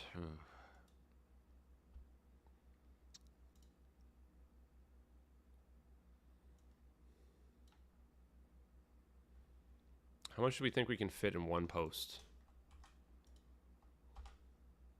Oh, we can fit a lot. But we're gonna have to format all this. Oh boy. Yeah, I don't know if I can do this tonight. Oh boy. I'm gonna try one more thing. Maybe there might be another way to do it. You can't control delete this? Okay, well, we'll just discard this. I got another thought. Got another thought here. Give me a second. Save this. Let's download this as a PDF. Okay. There we go. Let's try this. Let's try this.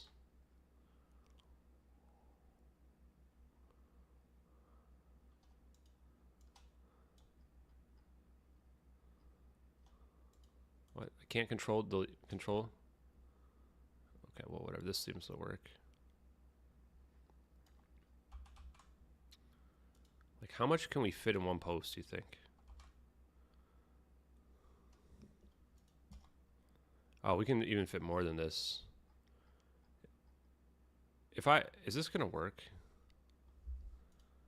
Is this gonna work? We're gonna give it one try, and if we can get it to work, we'll do it.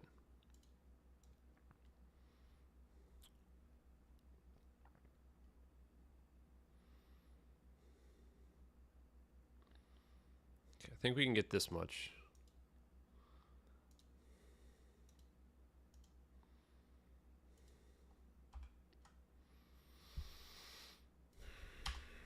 I hate, why do we lose the enter keys? This is gonna take forever.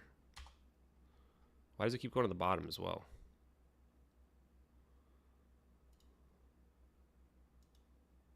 Oh yeah, it did cut off here.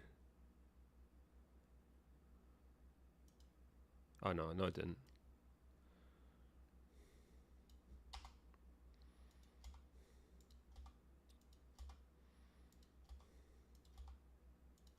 This might be okay. We might be able to just crank this out here.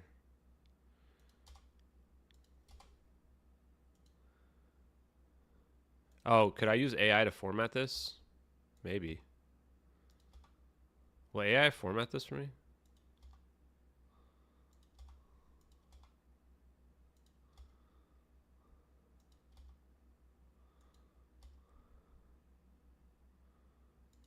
I actually have ChatGPT, so I mean, if that would work, I could do it.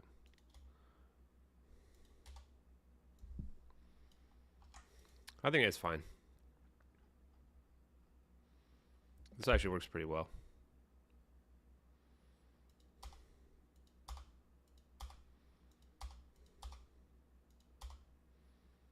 Looks like we can actually fit more info here.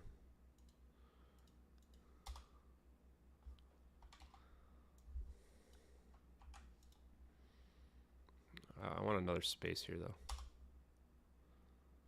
This is MH370, debunking the debris. I just want to get this out here because I want you guys to be able to quote this while I'm gone for a couple days, and I don't have to answer all the questions. So all the people that are watching, all the people that are supporters, like I'm empowering you here, guys. Here's the list. Somebody says, "Hey Ashton, what about the debris?" Or "Hey Ashton, why would you do this to the plane?" Or "Hey Ashton, where'd the plane go?" You know, you just pull up the section about Diego Garcia or about whatever motive, and you just link it to them, right? Copy paste. That's the play here.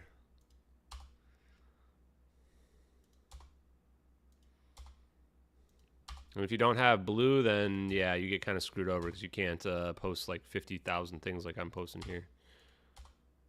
And if I go through this and I hit post and it says you can't post, I'm going to lose my effing mind.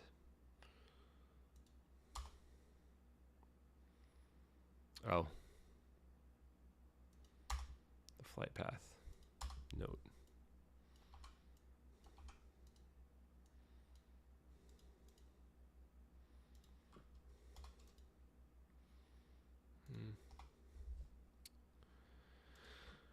Okay.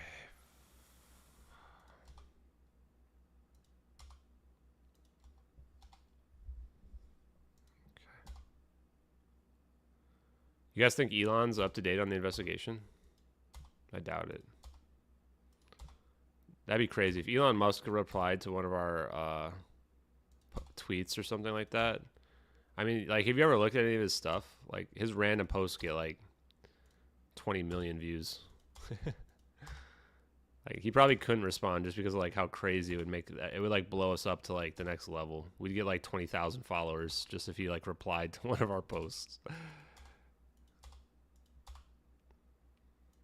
But he owns the Starlink. Like he's got to. My guess is he's got to. Like he can't talk about stuff like this. I think that's my opinion. I have no way to know. But okay, requirements. Okay, highlight this. Holy crap, this is a lot, man. I want to put in as few posts as possible. We'll look back and see exactly how many this is. I like pulling it from the PDF though, where it has the little dots. That makes it a lot nicer. I didn't know that the PDF did that. We should be looking at video facts, right? Yeah, okay.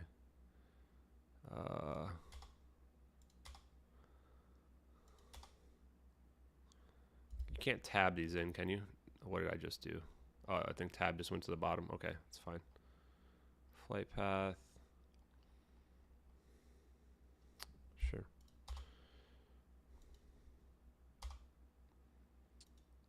Yeah, I mean, if you are the person in charge of Starlink, like, how do you not know about like UFOs and stuff, right? Just like NASA. Like, NASA's so full of shit. If I end up taking anybody down after this, it's going to be NASA. I don't believe NASA for a damn second.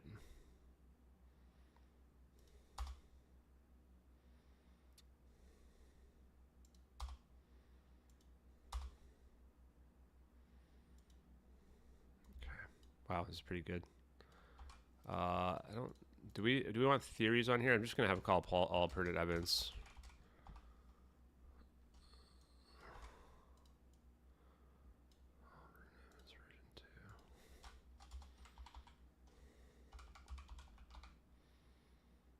I don't even know how you're going to put an MH370 in there, should I? I think I'm just going to do like this. I'm going to do it like this time. We're going to do it without the dots this time, without our classic thing. The videos, archive.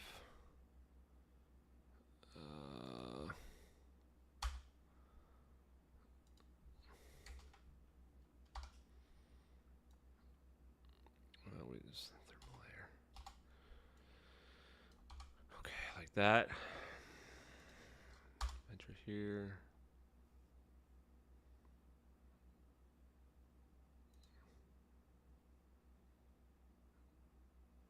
Wait. Oh, here it is. Jeez. Requirements to understand the videos to be authentic. We're missing something here. Oh, here it is. Video facts. There should be one called video speculation here too. We're missing that somewhere. Somewhere right in here. Here it is. Okay, we've got video facts, video speculation, fake requirements, flight path, debunking the debris. Wait, we're missing something in here. Oh, here it is. Plane didn't crash in the South Indian Ocean. This takes a lot of work, as you guys can see here, right? Sorry, did I miss something? Yeah, I split the links up, right? Are we good or no? These should be split up. These are split up as well. I think we're good on the links.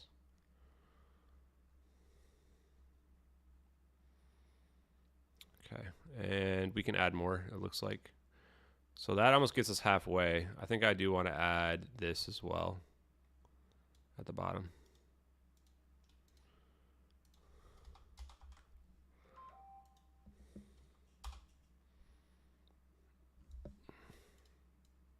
Who's texting me?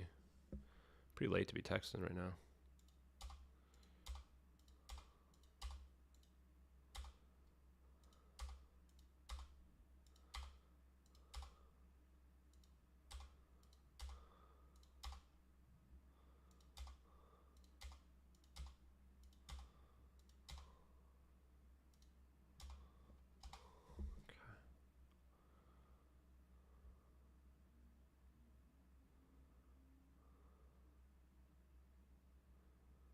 Sorry, just let me know if I'm missing something or doing something wrong.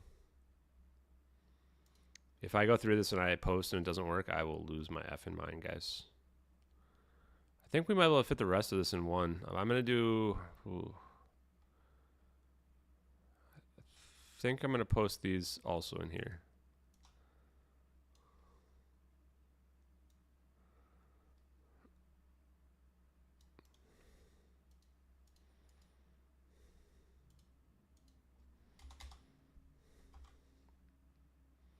We can't get it all in one post, but I think this is enough.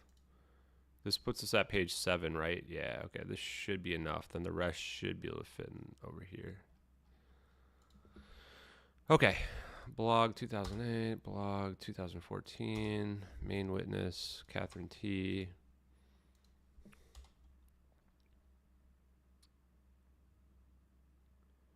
No, they're not morphed together. That's one link. It's an archive.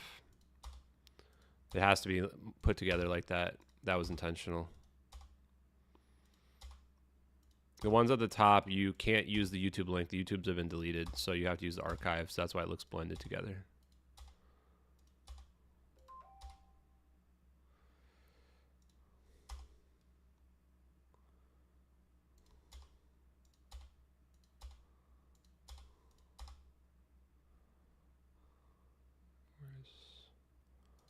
All their witnesses.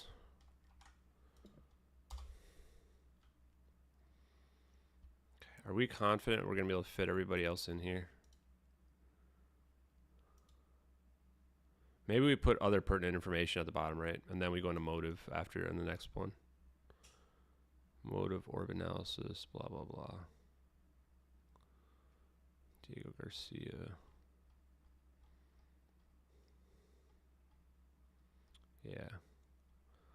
Let's pull the orb analysis in here too. Or this will ensure that we can fit the rest of it in there. Although I'm pretty sure we're good at this point. Okay, well, we only spent like 10 minutes on this. If it ends up messing up, it's not the worst case in the world. Oh, I remember why I broke it up into more before. I wonder if we can do it in one post. I just don't think it's going to fit in one post.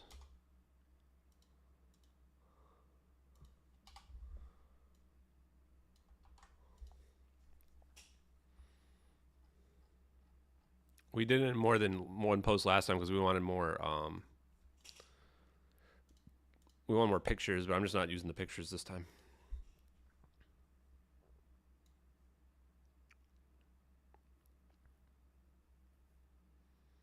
Yeah, there's no way we're going to fit it all in one post. It's just too long.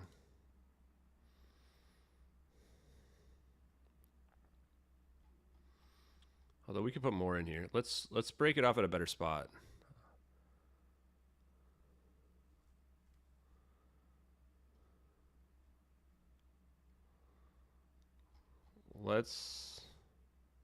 Although maybe motive's a good spot. No, we'll put motive in here too. We'll end it at motive and then we'll move on.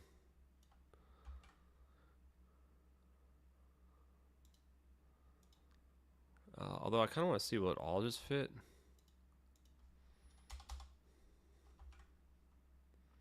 Kind of wondering if it'll just all fit now. One giant post. It's the longest post in Twitter history.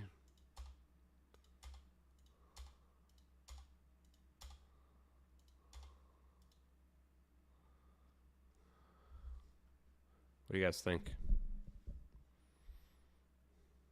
Have a good night, man. Take it easy, Sean, and everybody else is going to sleep.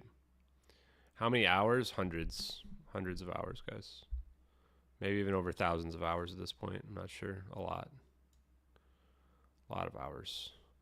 Okay, I think we're going to cut it there and then...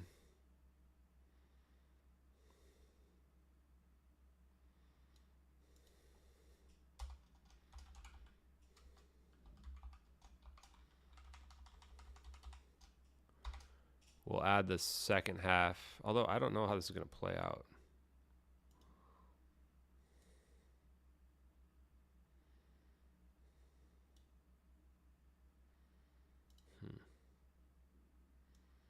I'm just going to try something here.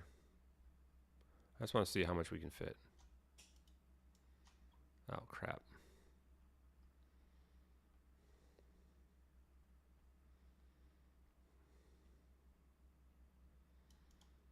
Oh my God.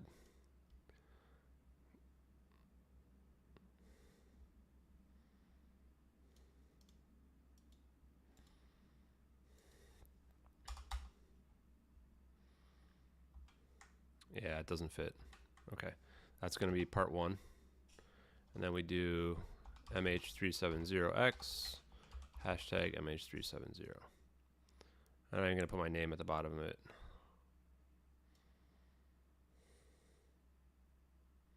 Maybe I will put my name at the bottom of it. Just in case somebody tries to copy and paste it. Copy it from your final draft. I don't know what that means. Okay, part 1. Boom. Wow, it worked. Oh, I kind of wanted to add a picture. Nah, whatever. Add to highlights. Go ahead and whatever, tweet it or something. We'll do the second half in here in a second, guys. Although I just lost my copy and paste.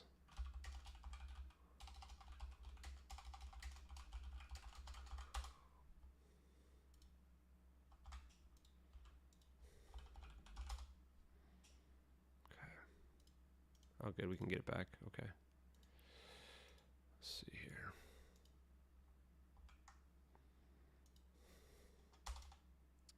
Boy, what the hell was that? Okay.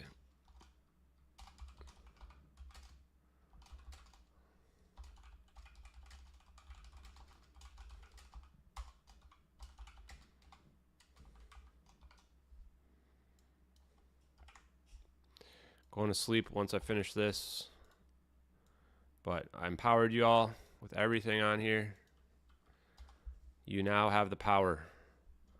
The power of a god. Maybe not that much power, but power to at least tell the truth about the MH370 case.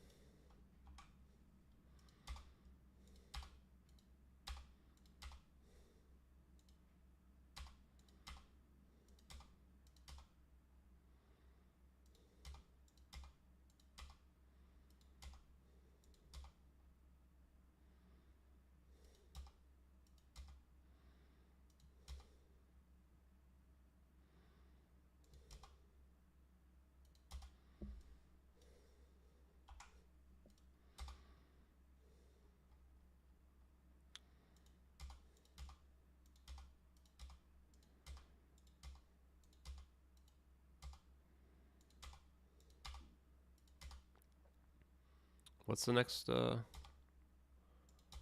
this is debunking, right? Yeah, addressing the debunks. Okay.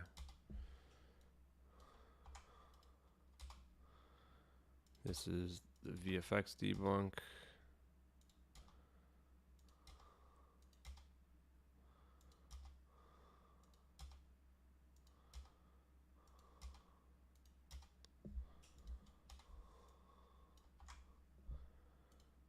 This is disinformation.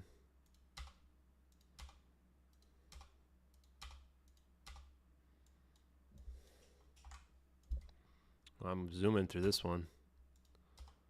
Yeah, these couldn't all fit in one. It's crazy that we were able to even fit it into just 2.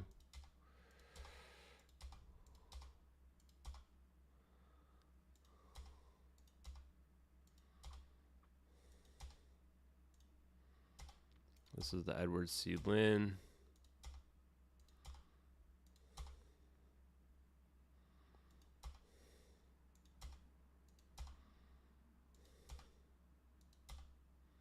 Oh, that was not what I wanted to do. Okay. Starting to get sloppy here.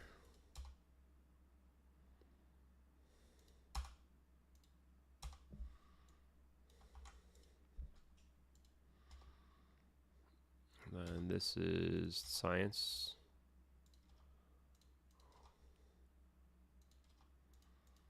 We're almost near the top here.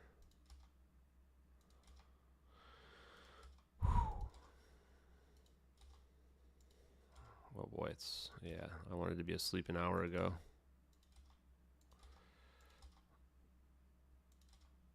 Oh well.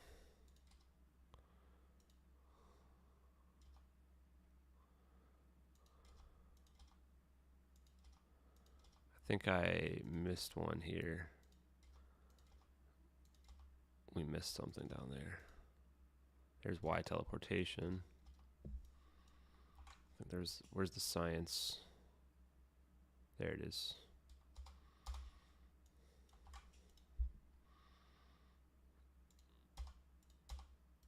This is orb analysis. I think this is the last one. We'll just double check. Orb analysis. Okay, orb analysis. Let's look back through this. Let's go from the top. Orb analysis, Y teleportation, science.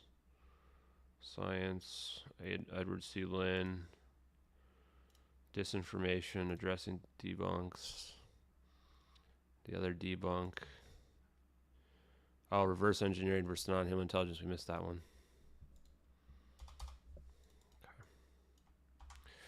Okay. Diego Garcia. What about the passengers? That's it. And then we have our thing. And then we have that part 2 of 2. Okay, post. Okay, there we go.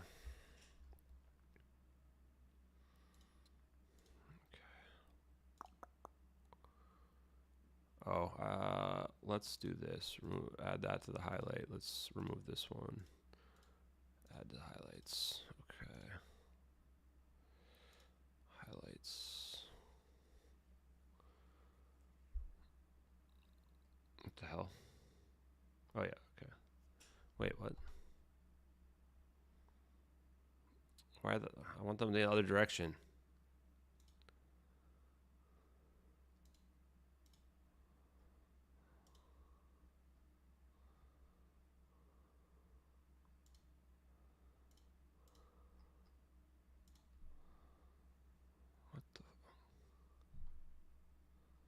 There, okay. Now it's good, right?